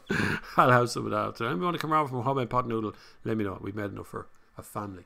There's still snowing, folks. This is serious. We're getting serious. We might get snowed in. Woo-hoo-hoo. We'll stay stream until the snow lifts. You can donate. You can support this channel. It's always welcome. It really is. You can do it by Super Chat if you want to do it here on YouTube. You can always, the donation, of course, is the poor box. You know the way the poor box goes around for the service part. Anyway, you can look underneath the links down below where you have PayPal or Patreon is there. Super Chat is there. Subscribe at the very least. At least I've deserved a subscription at this stage. We're streaming for well over an hour now already. And there'll be tons more videos out this week, by the way. I have to catch up really quickly. Mark Dennis says, hi Bob. Do you like the Vauxhall Insignia? I am answering question 251, by the way. So I'm not too far behind you, 20 minutes or so. The Vauxhall Insignia is I've answered this kind of earlier, you may have missed it, but it is a good looking car. The new one is a very good looking car. But underneath, chassis, gearbox, kind of interior fittings and things feel a little bit dated compared to some of the stuff that's available there around the same money. But looks wise, it is very handsome car, incredibly so. Screamer Beamer, that's a great thing. Chevy Bolt is an Opel Ampera, correct. Opel Ampera was going. I tested it in Germany. There is a video on my channel of me testing the Opel Ampera. Briefly, I was the fastest moving electric car in the whole of Europe, because we were asked to go really slow and save all the electricity, and all I wanted to do was go as fast as I could because on an Autobahn. So I floored it. And on all electric, it does about 175, 180 kilometers an hour. So it's pretty good. But Ampera was a 4-seat car, big bolster thing in the centre of it, with quite a small boot, and was like 45, 46 grand or something here new. So it never really made it onto the market. So you probably won't get it here now either. There's a couple hanging around, I'd say.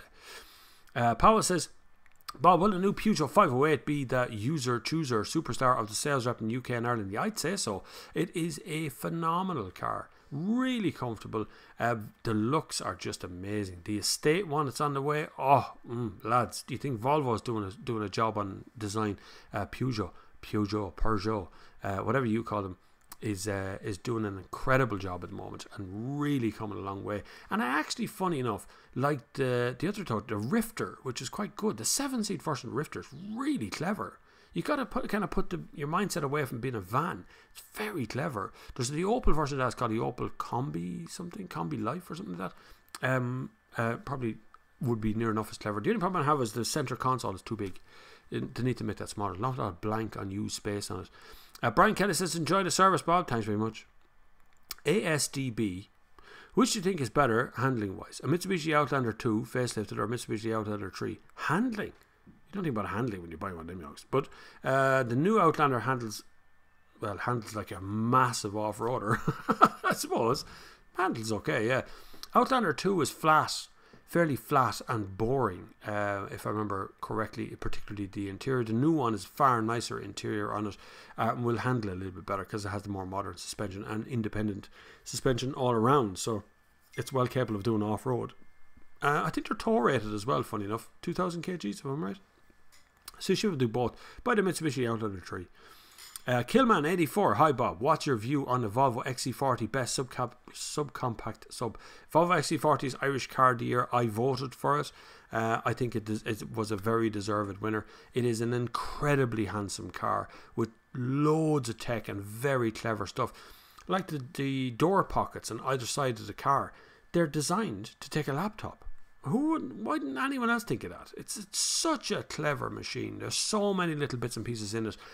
Definitely worth your while to invest in if you can get a hold of one.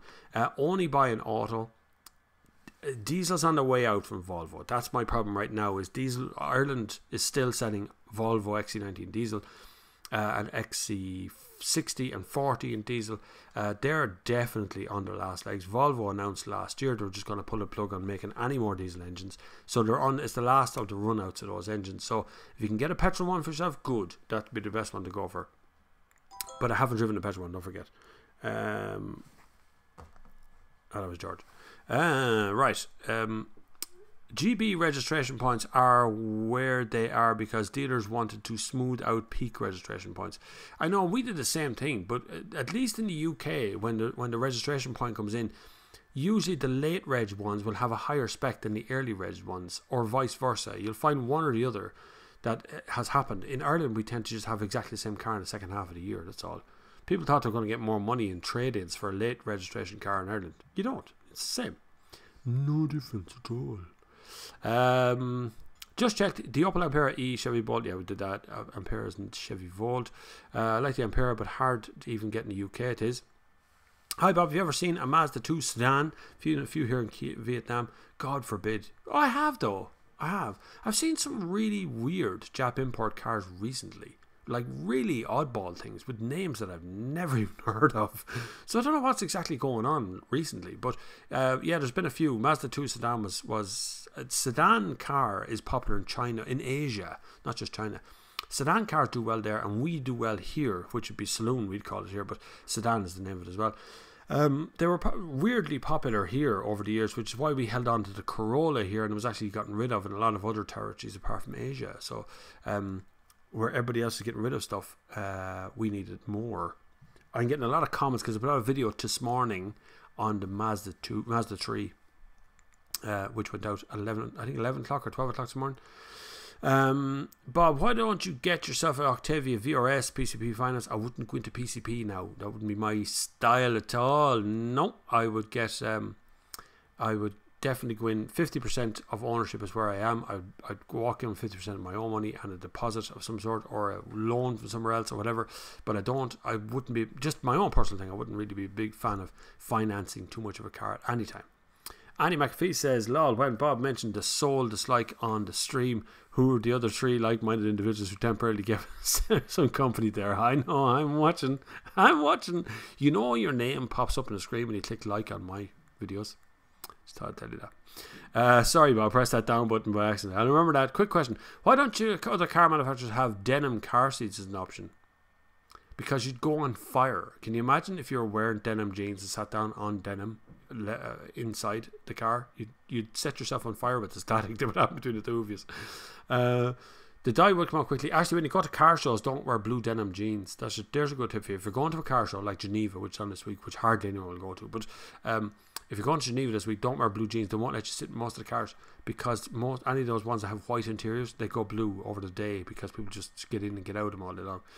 JV, what do you think about the E10 petrol?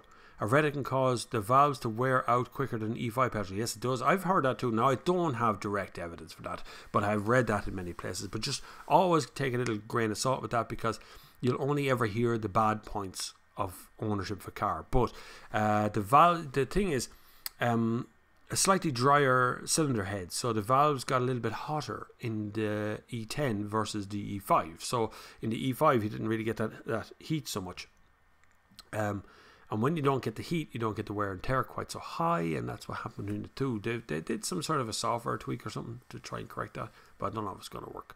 Software tweaks don't tend to correct hardware faults. There's still so many of you watching. My God almighty, this is massively popular these days. It's kind of scary. It's kind of weird that it's built to this point. I still remember a time where we all sat around here. There was only like 3 of us in the whole room. And would sit and try and talk for 2 hours to 3 people or 4 people who would come and go and come and go and come and go. And now it's like at least 100 and 150 people at any one time watching. Right now it's 111 people watching, so it flips in and out there all day long. It's fun. It's brilliant to see it coming. It's great to see something grow, a little community grow. There's conversations have between some of the guys who are physically managed. We have to have another live meet, by the way, and we have a Facebook page as well, so you can join our Facebook group, the Sunday Service Community. There is a link in my description, I think. If there isn't, a link will appear on the screen eventually in front of you. Powell says, Bob, Mondeo is the D segment, Octavia C segment. Really difference is comfort between them. There's very little. When you sit in one over the other, you'll think the Octavia comes from the segment above. Octavia's always been a bigger car. Feels like a big, substantial car. Mondeo ended up being nearly too big for itself. It's such a big, lumpy thing now. You'd have to go back. The older Mondeos, I really would love to sit down with some car designers and go, who have you designed for before? And they go, Ford. How long? 5 years. Have you looked at anything that's 10 years old? Just to show them that 10 years ago they used to make really top-notch cars, and this is the reason why they used to make it. So a lot of them don't. I have talked to some designers over the years. I find designers a bit mad. David Caffrey's an Irish designer, and I meet him every once in a while. He's a lovely guy, but he is mad in the head. Andy McAfee, Bluetooth OBD2 port adapters for any car only cost a few quid. eBay generic readers, apps for BT1s, don't go very well in depth for diagnosis. OBD11 and Carista, etc. will give dealer level diagnosis. So you can, instead of having to pay some dude to come in and tell you that the light on your dashboard means this, you can buy your own one and you can diagnose all of your friends' problems as well. Doesn't mean you can fix them all, but at least you know what the problem is before you go near a dealership to find out what they're going to charge you to fix them all. So you've you're getting some sort of information yourself. Honest to God, take a lot of interest underneath the bonnet of your car. It will pay you back over years. Longevity. Look at my car's 13 years old, still passing NCT's first time. And it's not because I'm out there every Saturday tinkering with things. I very rarely open a bonnet, but early on I spent a lot of time making sure the car was running at 100%. We checked things regularly. We checked tire pressures. We go, it gets looked after to some degree. It has some wear and tear on it, like any car that would be 13 years old, but still, it passes NCTs. And still on the road and still going well. I can still get insurance for it. In my BMW 116DM spec that had oyster leather, my jeans would tarnish the leather with a bluey hue. That's true. Easy cleaned off though. Fairly easy cleaned off. You can get a leather conditioner which can clean it off, but it will continuously happen. And over the day of a car show where maybe 500 or 600, maybe even a couple of thousand people have tried to sit into the car, if they all wore blue jeans, it comes out fairly blue in the end. I've seen it. I saw a Pagani Zonda with a white interior go entirely blue over the period of an afternoon. Oh, the poor man. The poor man that was on the front of the stage trying to keep people over. He just couldn't though.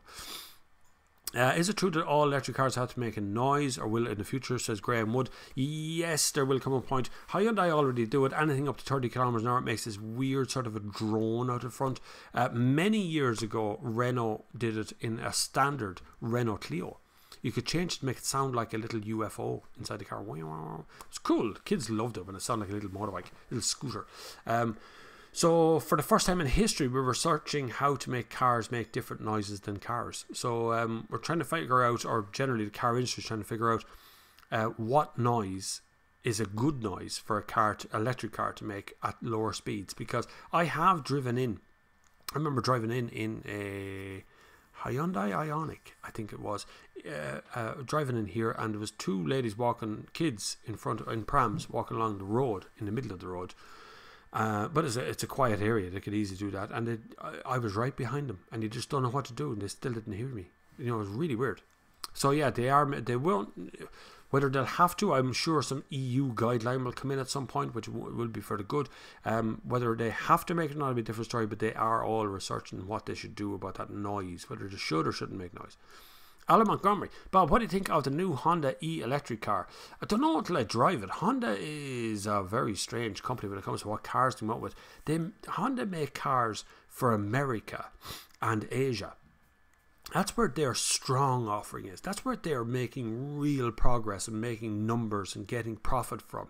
Europe is always this kind of secondary thing to Honda. They've never really invested large amounts of marketing or money into this segment of the world. So if you look at that, you're looking at the CR-V or the Civic or whatever that's coming out over here, and you're still going, why is it so hard? Why is it so firm? Why is it so soft? There's always this question, and it's because they don't make the cars for here. The big letdown for Honda has always been the interface in the middle. It's really finicky little thing to use. It doesn't really work out in that respect. So because of that, again, it gets another demerit point. That's the same problem with Lexus. Their interface is kind of nasty at times as well. It'd be difficult to use because they're another company that don't necessarily make directly for Europe all the time. So we'll see when Honda come out with, now they have a history. They were the ones who were coming up with the hydrogen car a few years back. They had the Insight for a long time as well. So they've done some research. They have a little bit of history in their past about doing electric cars or doing hybrid cars. So they should know how to do it. So hopefully it'll come to fruition and we'll get to see it before the end of the next couple of years. Eric Rochford, good advice on servicing your own car. I know drivers that don't know where their screen wash is. Just be careful. Skip forward. What's that? That's me last minute. Just be careful with a new car, full warranty. Don't use the void by doing anything odd to it. Sure, do something odd to it. Who cares? Warranty's warranty. They're going to prove it one way or the other. But just don't like take the engine out or anything. But you can do everything else. I know people who don't know where the switch is to open their bonnet. So like it gets to that point where you just don't even open the bonnet anymore. But get used to things like checking the oil. It's part of your driver's test as well, by the way. Checking the oil, checking the fluids, making sure you understand where the brake fluids are, because that's how you know when something's going wrong. You check the brake fluid, you check it again a couple of minutes later, and there's less in it. You're thinking, hang on, where's that little bit less gone? Because that's a sealed system. So the brake fluid level should never actually change. You should change the brake fluid every... you can probably go a good 10 years or less maybe. Depends if you need to change the brake discs or brake pads or whatever. But if you're changing the brake disc and pads, you must have change the brake fluid as well while you're there. It's just as easy. But you get used to checking things, and after a while you learn what is not right for your car. It's a bit like you going to the doctor. The doctor goes, well, how do you feel? I go, I don't know, you tell me, doc. You know, that's like going to a mechanic. Lots of ats there. There is a Tesla Model S 2015 for 59,000. There you are, 2015. That's still a lot of money, Dennis. That's a lot of money. 59,000 for a 2015 car. 60 grand would get you a really well spec'd Audi A6. Might even cruising close to the Quattro level now of a brand new car, diesel, which has 1,250 kilometers range in it. Just thought I'd say that. What do you think about electric? James Dunn, hi everyone. Here's Jim, the bus driver, has joined. About time. Where were you? What are you doing? Where's your sick note? Or whatever it was. Anyway, why don't the van like the Transit Traffic NV300 have their rear reverse cameras or sensors as standard or even at all? Price, most of those commercial vehicles are sold based on the price of the car. It's all about how much the car costs to begin with. They're not interested one way or the other whether the car is going to have this, that or the other. All they're interested in is, is it available from €15,000, and if it is, that's the one I want. Which means that car companies have to cut basically everything out of the car, kill it off, so there's nothing at all in some of those bottom end yokes. Look at the LDV range, the Chinese range. They're available from Harris up in Dublin. Oh, the entry level one of them, my god, that is like Stalinist Russia level of kit in it. But you can have a really high spec one as well. You can have an electric one if you want as well. So there's an amazing amount of kit you can have from nothing. Hang on, just get a drink of water here. Oh, that's good. Is the Chevy Aveo 2000 Chevy Aveo? Let me think what that is. That's like a Nissan a Toyota Yaris with a boot in it, isn't it? Chevy Aveo. Saloon 1.4, decent buy for a first car. The best buy for a first car, Alex, is the cheapest thing you can possibly find that is running well. That's really all you're after. Check your insurance before you put a deposit down, before you say yes to anything. Make sure you can get insurance on that car, because some of those cars, they come in a 1.4 but they have an insurance surcharge on them, and it just ends up being really expensive. So just bear that in mind. But if you can get any car that's running well, and you can get it as cheap as you possibly can, Chevy Aveo is fine if that's the one that's cheap and running well. Because you are going to crash it. I'm sorry, I'm going to give you the bare bad tidings here, but you are eventually going to reverse that, clip it somewhere. You'll hit a curb, you'll clip a little wall, you might clip a tree, you might bang the door. It's all a kind of a learning process you have to get. So the cheaper it is, the older it is, the easier it's going to be to fix as well, by the way. But the cheaper it is, the better off it is. And the more simple that engine is, no turbos, none of that. Don't get any of that stuff. Get something that has a good old hard clutch in it that can keep on going forever. Anything Nissan. Chevy's okay as well, but I know Chevy Aveo is something else as well, but it'll come to me after. But I think I can picture it in my mind, which I think is something like a Yaris Saloon is a Chevy Aveo, along those lines. But just take that advice. Get your insurance first, and then make sure that it's running well. Get it checked over properly. Downstairs here, would 59 grand be too much for a Tesla that old? Where could you get it serviced? Why would you buy a car? Why are you buying into a Tesla 59,000 and then worrying about service now? I'm telling you, 60 grand is what you're talking about dropping there on a 1560 on a 4-year-old car. No. No. Let it go, in the words of Frozen and all that. I would, honest to God, I would go out tomorrow and I would buy an Audi A6 2-litre diesel automatic, front wheel drive, do fine. You'd spend 50 grand. Actually, would you even know? It's 40. It actually starts at 48,000 or something for. So spend 50 grand on an Audi A6 and take a 9 grand holiday on me, and you'll be able to do 1,250 kilometers on one tank of fuel every day. No. Don't buy a Tesla. If you're going to buy an electric car, buy a new electric car. Buy something that you can finance over the 3 years. You get some money back out of. You're not going to get anything for that Tesla in 4 or 5 years. I like in Ireland that you have these beautiful single houses instead of ugly and tinny terrace houses in the UK. We have those ugly tinny terrace houses in the UK that are in the UK. We have them here as well. We have a housing shortage in Ireland, so there'll be a point very, very soon where we're going to build an awful lot more houses, but there'll be apartments going straight up. It will happen, of course it will. Tabor says, hi all, happy Sunday. Happy Sunday. We're enjoying our snow here. It is pure white out there and still snowing heavily. What's your thoughts on the Lexus IS 250 SEL? Anything Lexus at the moment, think reliability. You're going to be able to do a lot of miles in that car before it breaks down.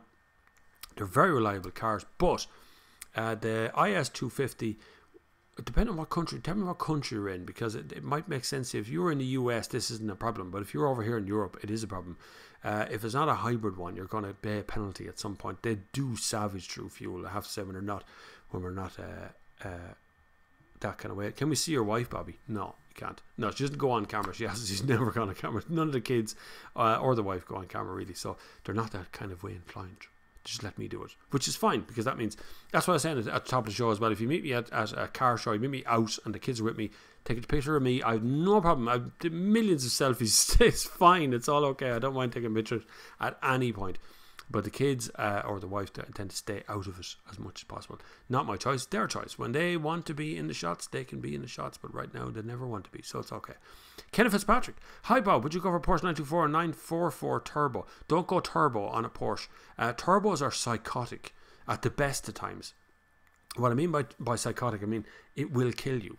At some point or another, you will go backwards through a hedge in a turbo.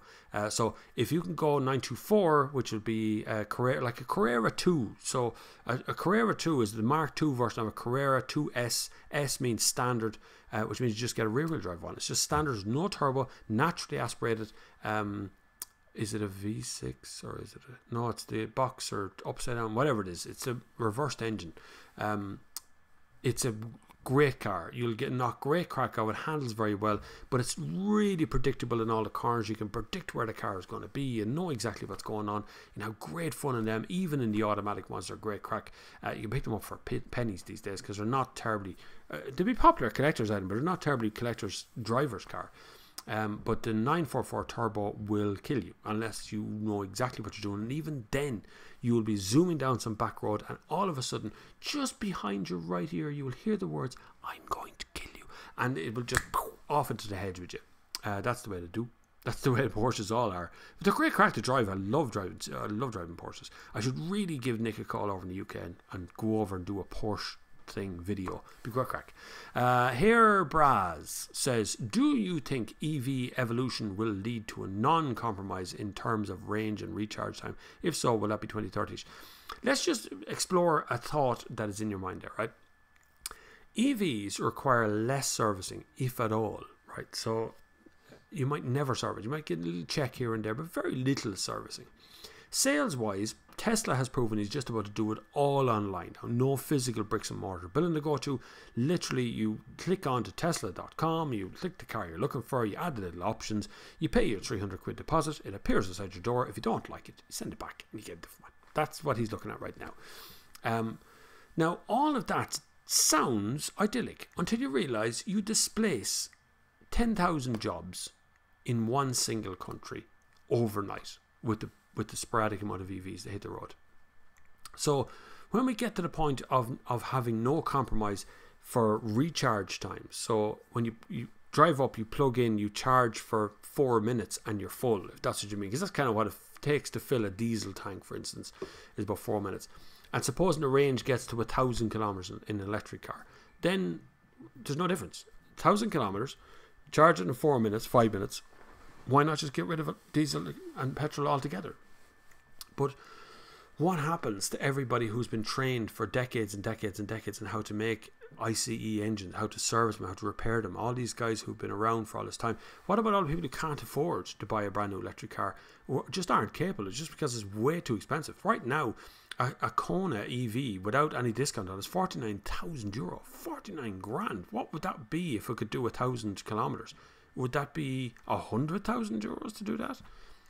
Hardly anybody can afford a Tesla, and that can't even do that kind of range. So you're at this point now where it's a scary position. You're going to displace possibly hundreds of thousands of jobs across the globe. I've been in so many factories. We've just seen it with Honda. I've been in so many factories where you've got 3,000 to 4,000, 5,000 people working there in cycles, 24-hour shifts, making ICE engines. What happens when they're not making them? I mean, an electric engine is just a fridge. It's just a coil wrapped in copper. That's all it is. They can churn out hundreds of them. Just a problem with battery supply at the moment, but they can churn out hundreds of them. So you have to be careful what you wish for, because when you get it, you might not want it. Especially if you just do away with the ICE engine cars entirely. I think there's a good distant future in ICE, in diesel and petrol. I think the research going into them currently will see them survive another 10, 15, 20 years easily. I mean, new cars coming out the whole time in diesel and petrol, in hybrid, in smaller, in Sky Active stuff that Mazda's playing with, in the kind of wild end of very long range, high performance, tiny diesel engines that Audi's playing with. I was talking to a man from Audi recently who let me in a kind of a background secret of these little tiny engines they're working on. Peugeot's doing something similar.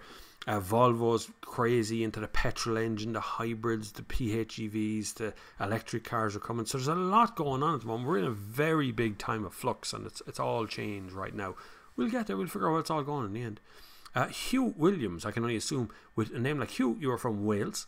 So welcome to the show. Thanks very much. Don't forget to subscribe, everybody. If you're still here, hit the subscribe. You are still here. Plenty of you still here. I fancy a forthcoming diesel mild hybrid Volvo XC60 or even XC40. What other diesel mild hybrids, SUVs are there? Volvo are definitely still diesels, and many people misinterpret what they say. This is true. They're just not going to make them. Doesn't mean they're not going to put them in their cars. They're just going to buy them in from someone else. That's probably what will happen eventually. But when you're looking at what's out there at the moment in mild hybrid, very little. Mild hybrid is a funny one. So you two sort of versions of mild hybrid. One is you've got a small, like 12-volt battery underneath the bonnet that runs, so stop-start. You take your foot off the thing, the car shuts down, mild hybrid cuts in, the car continues to run, everything works inside the car till you want to go again. 12-volt socket or 12-volt battery cuts in and starts the car. Another version of mild hybrid is a car that assists. So you have a battery under the back seat. It's like a big long table under the back seat. That battery runs the whole car at very low speed. So when you're pulling away from a traffic light or pulling away from a junction, the mild hybrid is driving the wheels, can actually drive the rear wheels. You can actually have a 4-wheel drive mild hybrid version of it. So there's a lot of kind of technical stuff to do with mild hybrids. It's very hard to get them. If you can make a mild hybrid work, you can probably make a PHEV work even better.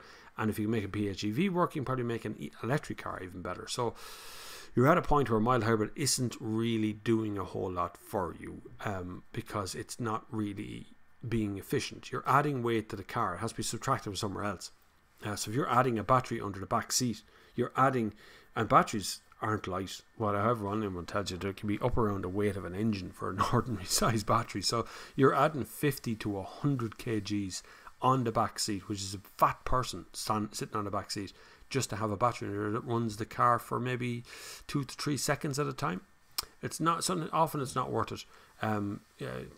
Go for diesel if you think that's where you want to go, or wait for electric version of Volvos.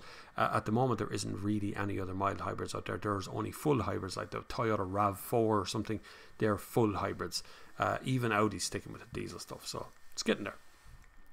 Inspiron says the Peugeot 206 will be the next hit for them, for Peugeot. Will, if the ones that we see in the pictures come out the way it looks right now, it looks very good. Very happy with the design department of Peugeot. They should keep, can't remember his name, but he's a nice guy. I met him. He's fond of himself, but I met him. He's the chief designer. Screamer Beamer, hi Bob. Where did you pick up the car knowledge from? What's your background? I have been working with or have been enthused by cars since I was a tiny young lad. And when I say tiny young lad, when I was maybe 6 or 7, I was able to identify literally all of the cars on the road by their headlights at night time. Just seeing the headlights in the distance, I could tell you the difference between a Mini, a Cortina, whatever, anything. My father he was a car dude, but he wasn't really like, there wasn't books sitting around on the table at home that was full of cars we read, but he had a Mark 1 Ford Escort, a Vauxhall Viva, a couple of Renault 18s, Renault 12s. He had a few cars over the years, so I always really picked up that knowledge of cars. And then things that serviced that was things like original Top Gear, the original one way back in the 70s. Did that start in the 60s or 70s? I can't remember. In the 70s, I think, we had BBC at home, so I used to watch Top Gear. Loved the thing. That's where I first seen Jeremy Clarkson. Of course, he wasn't on the original series of Top Gear. Top Gear used to be presented by like 12 people at one point. Even Noel Edmonds and people like that presented Top Gear one time. The Top Gear you're all looking at that Clarkson was fired from was the one he actually invented himself. But my knowledge comes from just working within the car industry as well since I was a young lad. I worked as a car valeter, I've washed cars, I've done parts manager, I've been kind of part-time mechanic, never qualified as a mechanic, but we used to fix things and get hands dirty and do stuff as well. So it's just this huge interest that developed over the years. And for the last decade now, I have been reviewing cars in here on YouTube and on the internet and on national and international publications. So that's where the knowledge then, of course, you've constantly been fed it as a journalist. So it goes in and stays in. So that's usually where it comes from. Just rooting through here on a second. I like the hair bra. Says I like the new Volvo exterior, but can't see myself live with that oversized center console pad. I love it. The Volvo XC90, which I have a video of, will be coming out soon. The Volvo XC90 T8 is one of the finest types of those cars you can possibly buy in the market today. Amazing car. Absolutely adore that yoke. Beautiful thing. I would drive that forever. Bit expensive though. John Murphy, hi Bob, what do you think of the new Toyota's new styling on the Corolla and RAV4? Love the Corolla, looks really well. I mean, it looks very, very stylish. RAV4 is much more butch than it used to be. If you remember, the original RAV4 looked like a bloody beach buggy, like compared to what it is now. Now it's a proper big 7-seat or 5-seat lump of a thing. Really good. Corolla looks great, the hatchback one. The saloon one is a bit more staid, a bit more normal, but the hatchback one looks really good. Sharp, two-tone roof, love it. CHR, love that car. It's my favourite of those cars. Looks outstanding, particularly in blue and black, with bigger alloys on it. Looks deadly. Great looking cars. Richa 237. Best thing about the Sundays, thank you very much. The Sunday service since Top Gear went tits up. Great job, Bob. I think Top Gear's on tonight. Back on tonight. I watched last week's kind of intro. I sat down to actually sit and watch. I haven't watched much of what has come in this latest one. And from the moment the titles start, you sit there getting irritated until they start talking, and there's this forced, very rehearsed thing that goes on of 3 or 4 people who don't know each other. That's the thing. They sit there, they don't associate one another outside the program, so they're very awkward and very difficult and all trying to outdo each other. I'm funnier than you and you're funnier than me, and it just doesn't work. It really is. And I hate to use the word because I'm such a huge fan of Top Gear, the show, but it's cringy. So it's easy to be better than Top Gear when it's just me doing my thing. And there's more with Paul. The video we put up with Paul, which is coming again. We filmed another one, but it's kind of hard to get the second one done because we had a problem with the audio on the second one. So that's a problem. But we'll get there. We'll film another one, maybe in the snow, and make a bit of a laugh out as well. So hopefully the Sunday services will continue in their present form and for the foreseeable future. How many miles on your set, Leon, is a petrol diesel? Petrol 1.6. I don't know how many miles. 140,000 kilometers, I think, was the last time I checked it, but I'm not quite sure of that. It doesn't do many kilometers per year.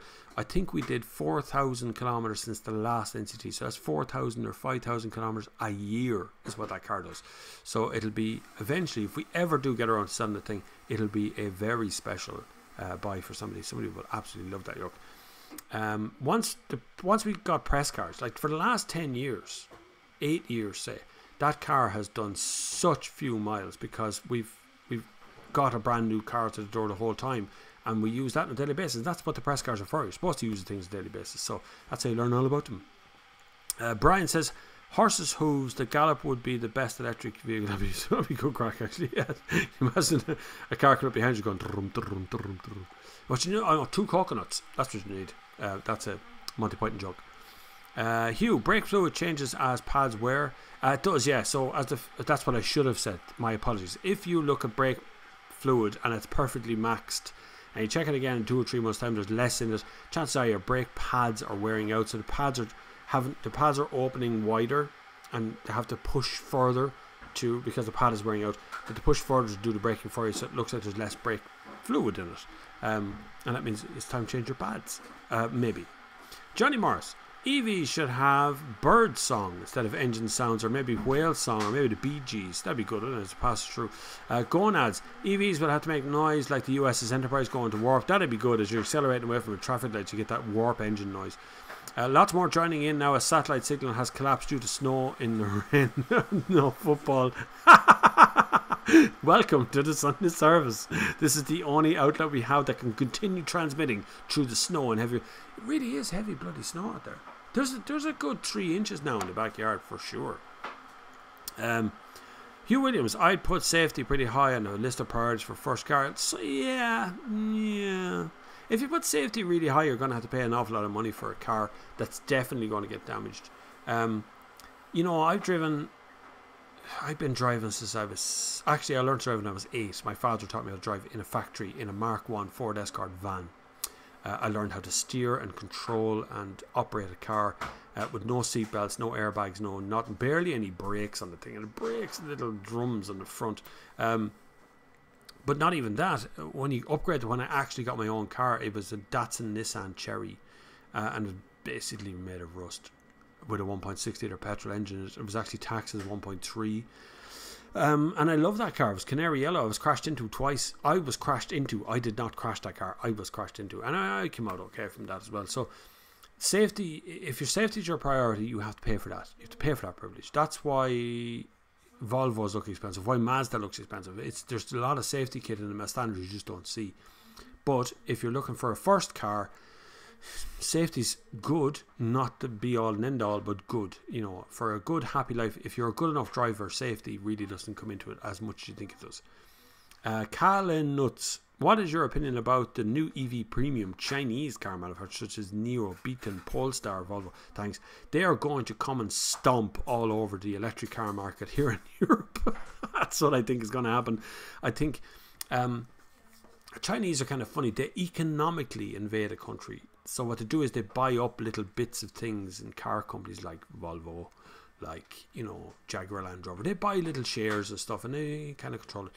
And then they go, nah, we're going to make it ourselves over in China. This is what we're going to do. So we're going to make EVs. We'll make 100,000 of them a year. And then just build a plant the size of Ireland somewhere out the road, and employees come and they just start building cars. That's what they do. That's how they do it. So it will happen when you have Nero. Like, I'd buy shares in someone like Brilliance. It would be a good car. That's a great car company. They make nice looking cars. They probably don't drive very well, but they look nice. And they'll all go electric soon. They will all do it because they all share tech. They all will go after that, and eventually. That's just the way they are. Hold on, I'm getting a drink. We're going to need to send supplies or something, reindeers or something, to get out of that snow. I really do. Hats off. Anyone knows anyone who works for Med Aaron, well done on not warning anyone this was going to happen. Tabor says, hi Bob from the UK, thanks, no problem. glad to have you aboard. Alan Montgomery, Bob, I'm thinking next month of buying a new family car within the next month. Would you advise to stay away from diesel now? I would do about 20,000 miles a year. Petrol, electric, hybrid, what are your thoughts? 20,000 miles a year, Alan, you are in electric territory there. And all the electric cars will be capable of covering 20,000 miles a year. You will have to make compromises on which one you pick. Right now it's the Hyundai Kona or the Kia Niro EV are the ones with the longer ranges, the highest price as well. But you can easily cover that. But if failing that, go hybrid or petrol. That's your only two other options. Just in 5 years' time, I still can't predict exactly where diesel is going to be. The car industry is telling me diesel is going to be fine. The motor industry who sells these cars is telling me that diesel is in deep trouble right now. So the problem is, where is that going to land? It's all going to be down to whether the industry can sell them or not about who can make them. We know they can make these engines and they can be very efficient, but whether it'll still be efficient in 5 years' time, I don't know. So at the moment, for 20,000 miles per year, try electric first. Wait till 2020. Maybe there's going to be a good more selection of electric cars in the market, a lot more, and higher range as well. I know Nissan is in trouble at the moment. They're higher range electric Leaf, real problem. They've got a launch coming up in Hong Kong and the car still isn't ready for showing because the problem with the weight of the battery. So a bit of a problem there. So it's all happening for them. They're all getting there. But if you can go electric for 20,000 miles, yes. Petrol or hybrid would be the next two after that. Right now, I just wouldn't invest my money in diesel. Johnny Morris, I'd skip forward again. Yeah, I'm getting there. Here we go. We're right by now. Johnny Morris, you're right, Bob. The electric engine is just a coil of copper wire running. Magnet, extremely reliable. That's the thing. It's not only easy to make, but it's really reliable because there's no moving parts. What can go wrong? Like, there's nothing much that's moving. Whereas ICE engine has hundreds, thousands of moving parts. Really, when you start thinking about it.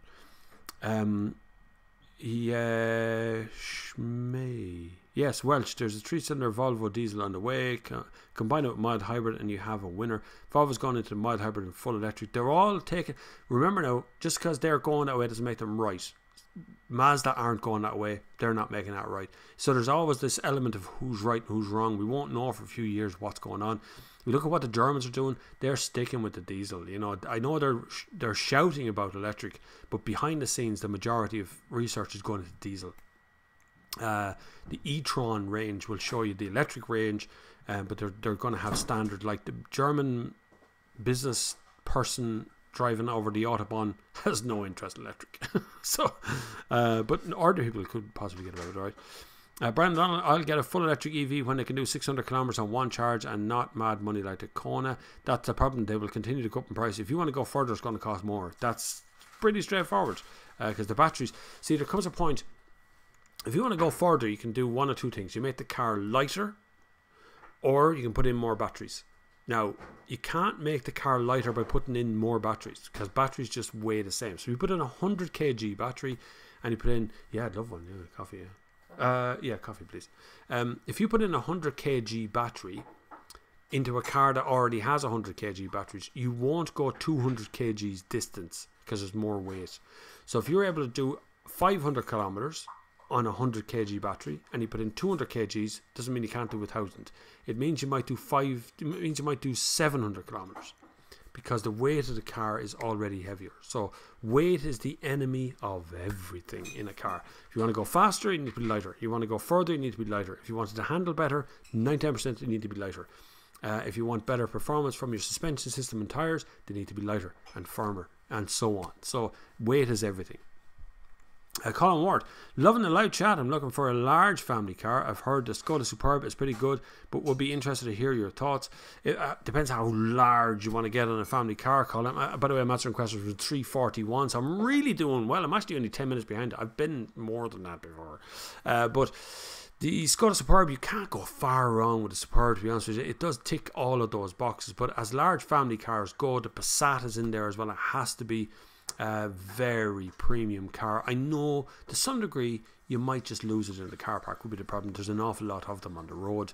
To get a bit of exclusivity, If you could get, now my favourite, I'm kind of biased towards this, but the Skoda Superb Estate in blue, 17-inch alloys, very specific, roof bars on it as well on the outside, looks like a rally support car, really does. Very handsome yoke. Get in 2-litre diesel, manual's fine, automatic is good as well, but manual's just fine. That should suit you down to the last. If you're looking at a large family car after that, you're going to have to root pretty hard to find the one you're after. Mondeo does well, feels a bit more wooden, a bit heavier and more lumping than a lot of other cars. Anything after that, you're into premium, into Volvo stuff. Some of the Volvos out there are great, but they cost a bloody fortune. That's the problem with them. Who else does a nice large family car? There wouldn't be much, really. There's not a lot of investment gone into that segment. Most has gone into the small crossover SUV stuff, so that has changed how we buy those kind of cars. Brian O'Donnell, I remember my first car was a Mark II Ford Escort. Great car. Great for handbrake turns. They were brilliant for handbrake turns. Sorry, I should be telling you how to do handbrake turns, but that was great how to do it for handbrake turns. I learned how to do handbrake turns in one. Me and my brother changed the clutch with a Haynes manual. Great days. Oh yeah, the man who created the Haynes manual just died recently, actually. I had a Haynes manual. I still have a Haynes manual for just about every car I ever owned. I've always had a Haynes manual, apart from this Leon. Actually, it's the first one I didn't buy a Haynes manual for. P.S. The new Top Gear is woeful. Yeah, I know. Isn't it terrible? And they're going to change it again for those two clouts. What do you call them? The two funny men who are put two semi-comedians, one ex-cricketer, onto the show and see how that works. That's always going to be brilliant, isn't it? See, the thing that's always missing is what BBC is trying to do is create the same show they had. And it's the worst move you could ever do. It's the stupidest thing I've ever heard of. You can't fire somebody from a job as a presenter. The best part of the show goes with him. I'm talking about the producer, Andy Willman. He was a massive part of the brains behind Top Gear. Clarkson, Hammond and May, Sniff Petrol. He was a writer on the show, did a lot of the writing stuff. Clarkson's one of the best writers in the world. And what you're doing is then you just go, I should just hire anybody, throw them in there, it'll be funny, and just call it Top Gear, it's fine. Yeah, don't worry about it. Just do sign up in the back, and we'll have 4 presenters instead of 3, or we'll have 7 people do this segment instead of 1. It just doesn't make any sense. The 3 lads that were there were professional motoring journalists and had been for many years before they even started on Top Gear. Hammond did Men in Motors. There's a Men in Motors YouTube channel. You can go and have a look at some of his old reviews from the 80s on some of the cars there. May worked on original Top Gear and then subsequently worked for many motoring magazines, has always done the motoring stuff, likes gadgets and things, does other stuff. But at the same time, you're still in that position where they were professional journalists and worked on a car show. Now you have Harris, who was a professional journalist, but not from television land. And then you have another YouTuber guy who's now gone from it, not from television land.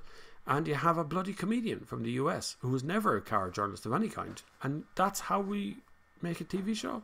Makes no sense. Should have been reinvented. They should have hired me to help them reinvent the thing. There you go. I didn't want to be on it, but I certainly would help them reinvent the whole format. Hugh says no battery isn't much bigger than a starter battery from a mild hybrid, and the engine is an external motor assisted. The engine by belt, it will assist on the flat while charging down the many hills. My current XC90 does 40 miles per gallon, average is 38, and I reckon 47 would be the mark for a mild hybrid with the same 235 horsepower diesel engine. Do you think dealers selling SuperGuard and Gap insurance are pure scammers? Yeah, probably. Dealers have to make money somewhere. Dealers make very little from a new car sale. There's a problem, right? You make 1,500, maybe $2,000 from selling a brand new car, but that's absorbed into the dealership. That's gone. That goes on warranty. It goes on sales, on cleaning, on valeting, and blah blah blah. It's mostly gone. If you made 300 or 400 quid from the sale of a brand new car, you'd be very lucky. Used cars you can get a bit more through washout systems, through figuring out trade-ins and washouts and stuff. You can make a bit more that way. So if they can bolt on things like finance, insurance, spraying the bottom of the car with special gel, which is what Superguard is, guarding from stone chips and all that sort of stuff. If they can make it, they will, and that's what they'll try and do, try and make those products available to you, which is good for you. You get a selection of products. It's good for them because they have more things to sell, but it's bad because it costs money in general. I think it's a scam, but they're trying to do something for you. There's Paul McGann. He's in Liffey Valley watching live right now. That's good. I'm glad there. I know I owe you a phone call. I only seen a message last night late, so I didn't want to ring you today because I was doing this and I was making videos and things. So I'll give you a buzz in the morning. I need a haircut first thing in the morning. Any chance? I have to do filament tomorrow for somebody else. My hair is like long, like it's long. Anyway, new Top Gear. Less the sum of its parts somehow. Yeah, I know. But then, you know what? The benefit of that is that on Amazon, the Grand Tour is what they call it there. This series, this version, is actually really good. I'm really enjoying it. It's the first one. The other two had moments of brilliance. But this one, actually, every episode has given me a good giggle. And I've learned a little bit about cars while I'm there as well. So they're doing well in that respect. Weather's a bit windy and wet here, but no snow about 30 miles north of Fishguard. It is still pounding down with snow out there right now. And I have to go and get the young one who's away in someone else's house. Johnny Morris. I think the reason EV is so expensive is that one, they have an EV buying public that will pay any price for EV. And two, you're right about that one. That's a good observation there, Johnny. You're absolutely spot on. The motor industry decided collectively that they will replace the profit and loss on spare parts and servicing up front. Yeah, kind of. That would be definitely part of it. But there's also this part of it of, if you noticed the other day, there was a foldable Samsung phone announced, which is $2,100 or something. The new iPhone X, blah, blah, blah, blah, whatever it is 1,200 and something euro. Like, it's insane what people are willing to pay for phones, for a phone. Like, it's not even a good phone as a picking up a phone to make a phone call. It's crap. Like, that phone is an iPhone 6S, and I felt bad getting that as an upgrade. It's only 45 quid or something for a phone. But like, I felt bad about it because it works. It works every day. I use it for my drawing. I use it for my fitness. I use it tweeting. I answer your questions and stuff on YouTube from that as well, using Studio. Why do I need one of these 1,200 euro phones? That thing cost me 100 quid, I don't know, something like that, whatever it was. And electric cars are the same. There's an awful lot of people who will buy in at a certain price point because they think it's the latest gadget and they have the spare money to do it, and they're doing a PCP. So it's 200 quid a month. They don't notice it. But they've actually got a 40 grand deposit one end, a 40 the other end, and 200 quid a month in between. So it's crazy stuff that they're doing. No one will buy a 1.6 petrol regardless of how well it's kept. 514 euro odd tax. Someone will drive around it uninsured on tax. They see it on a guard at Twitter before it's sent out to be crushed. I don't believe you, to be honest with you, because there's a very, very healthy used car market out there right now. A lot of people cannot buy in at certain levels. I'm going to leave aside the fact that my Sailan is a future classic, and I know it is. The designer's still alive. It was one of the chief designs that put Seat back on the market. It was a really radical design of its time. So it is a sort of a collector's item, generation one of it as well, which is an unusual one. But besides that, forgetting that part, even forgetting it as a classic thing, there's always a market for every kind of car. You look at the market right now, there's a gigantic market for like 99 to 2005 Nissan Micras. Why? Because they're a 1 litre and they got a timing chain and they're really reliable, 5 doors, and they fit all sorts of people in them. That's why people cannot afford the latest of everything. And so if you can't afford it, you've got to move around through the market. So what I mean by getting good money for that car in 5 or 6 years time could be $1,000, you know. It's probably worth about $3,000. Now, it's worth what someone will pay for it. No matter what you do, something's only worth what someone's going to pay for it. We are flying through these questions and I'm 10 minutes behind you. So we're going to go for another few minutes and answer the last few questions while we're here. Charles Costa says, hello Bob, did you go to the Polestar Launch 2 event? No, I don't go to those seller events. They want to bring the car over here or fly me over there and have a look at it. It's fine. Sunday service in a pub somewhere would be good. Johnny, you're dead right. A Datsun Cherry. I did have a Datsun. It was just at the point where Nissan had bought Datsun out, so it had Datsun, Nissan, Cherry. Datsun / Nissan Cherry written on the back of it. That's exactly what it said. It was a deadly oak. I love that old junk. It was full of rust, but I loved it. It had blue interior. But I loved it. Flying down through. Forgot to ask, did you upload the golf buggy video from last week? No, you haven't missed it. Problem with the audio on the golf buggy video because my mic wasn't working, which I didn't realise at the time. It's actually broken. And Paul's mic, we had a problem trying to get the audio back off that one as well. So some of the clips don't have audio relatable that's anywhere near the camera to them. So we'll have to reshoot some of it. Or I'll have to make the best of what I got. But it'll be out next week, so starting Monday, so it should be out by Wednesday next week, I hope. Whatever I have, with any luck, that will be fingers crossed moment. We'll see. Are you aware of all the dodgy used car dealers that are set up and gone overnight on a nice road called Bermuda Triangle? Yes. You know, check the history of someone who's been selling cars. Don't look at their website and go, open, this is 2006 written down there. Go check them out. Make sure you know what you're doing before you buy a car. If you know what you're doing, you don't put up with any crap. They open and close there on a regular occasion. My wife made me some coffee, so I'm going to take a drink of that. Oh, good coffee. Bob, is them one day, old man, still alive? Moved, but still alive. I still think they're there. There's still people out there who will buy a Mondeo no matter what. New Peugeot 508 does a great family car. It will be in the state form particularly, but it's nice as a saloon. Fair enough. Dougal H, never heard of you before. Dougal, welcome to the channel. Make sure you're subscribed. Hi Bob, I'm wondering what the lane assists are like on cars you tested, Pure Pilot, etc. All different names on different makes. Yeah, they all have different names, but it's level 3, so autonomy is what it's called. Autonomy level 1, level 2, level 3, level 4, level 5. So level 5 is pure autonomous. Think of that. So level 5 means the car can drive itself pretty much anywhere, right? Level 4 means the car can drive itself entirely on major roads, right? Level 3 is where the car can more or less drive itself on a motorway where all of the traffic is going to one direction. That's kind of where Tesla is. That's kind of where Tesla is, somewhere in between 3 and 4, somewhere in that region.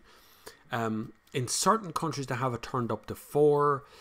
In other countries it's 3. In Ireland it's still in that 2.5 to 3 zone where you're not supposed to let go of the steering wheel. If you let go of it, it starts to warn you after that, but you can get that turned off. I was overtaken yesterday by a Model S with a woman sitting in the front seat with her 2 arms folded while the car hoovered along the N7 on its way up to Dublin, and she was doing the whole changing lanes thing. She just tapping the thing and it changed lanes. Lethal, absolutely catastrophically lethal. Do not rely on a car to take control of it for you when something goes wrong, because you're driving among a pile of humans. Humans are fairly unpredictable at the best times, and I guarantee you that Tesla won't protect you from nothing in the future. So you should hold on to the car for yourself. But right now we have level 1 is just cruise control. Level 2 is cruise control, what's called active cruise control. So the car looks at the car in front of you and follows along at the car that speed is doing. So whatever the distance is you want to keep between the two, you can find that version of it. Lane assist is where the car bumps between 2 lanes. It's directly related to active cruise control. So level 1, level 2, level 3, level 4, it's the same sort of thing in lane assist. All lane assist does is look at the yellow line on that side, the white line on that side, and tries to keep you somewhere between the two of those. It's not really minding everything else. So it can look behind you a little bit. It can look in the rearview mirror, so it detects a car in the rearview mirror, or detects a car in your blind spot, which is usually part of lane assist. But lane assist really will follow the white line off the road as well. So the exit off a motorway, it'll follow that yellow line up the exit. It doesn't care. It's not smart until it gets. There is a level that would become that would be a much better response to a lane. And that's where the ProPilot and all that sort of stuff will come in at maybe level 3, level 4, where the car will actually see the lanes and see the lines and stuff along the way. So that will come in eventually. Bob, what will happen to Saab? It was bought by Saab went bust, but it was bought. That name was bought by a Chinese company. So watch out. Don't write them off just yet. It would be a very handy way for a Chinese company like Brilliance or someone like that to come back into Europe. Imagine that for a second. If they wanted to make a return, they wanted to build cars in China but sell them in Europe, and they sold them as Saabs in Europe, because a Chinese company did actually buy out Saab not so long ago. So don't write off Saab just yet. It's still a name that exists. If you want to buy a future classic, real future classic, Saab 9.5, go back to about 93, somewhere around there, where it had the button that you can turn night mode on the dashboard. It's funny. It was good. Can a Mazda engine Sky Active S push a little bit further the ice in the battle against EV? I'm a big fan of the new Mazda 3 design.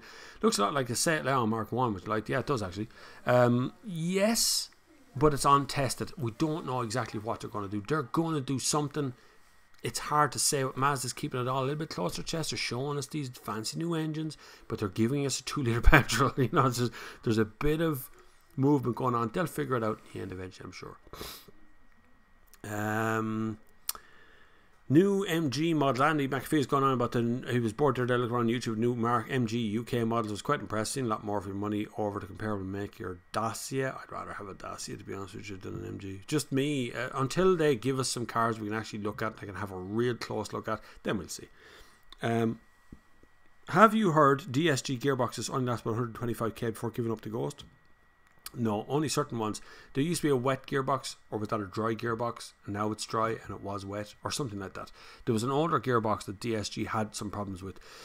I think that was a wet gearbox back then. They had problems with it over the 100,000 kilometers. It was starting to lose like gear 6 or gear 5 or 4, one of the gears ago, and eventually they've changed that out to being a dry gearbox, and that lasts a lot longer as far as I'm aware.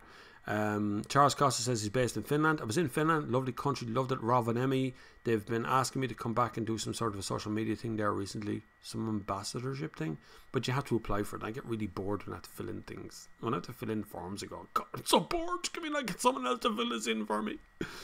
So I'm really good on international trips when they send you a big form to say how much you can drive and where you're going and your license and all. It's like half the form. My name, some part of my address, and a phone number and an email address. You fill in the rest of that. That's kind of the way I deal with those ones. There's Mohammed Lohan has just joined us. Just joined us. You just joined at the end, Mohammed. You missed out on the whole thing. It's nearly over now. Full leather seat. Stradrius says. A full leather seat with heating and a pillow, and it was lights out for me. Thank you for keeping me entertained on my travels. Tend to save up for a couple on the latest Sunday services for consumption. It's great to have you aboard. It's deadly to have you here. I'm waiting for Bob to bless us with a visit to Finland. I was in Finland. I was there. I was in Finland last year with Skoda. We went up and drifted some Skoda Kodiaks around an ice field, and then got lost up at Santa. That was funny.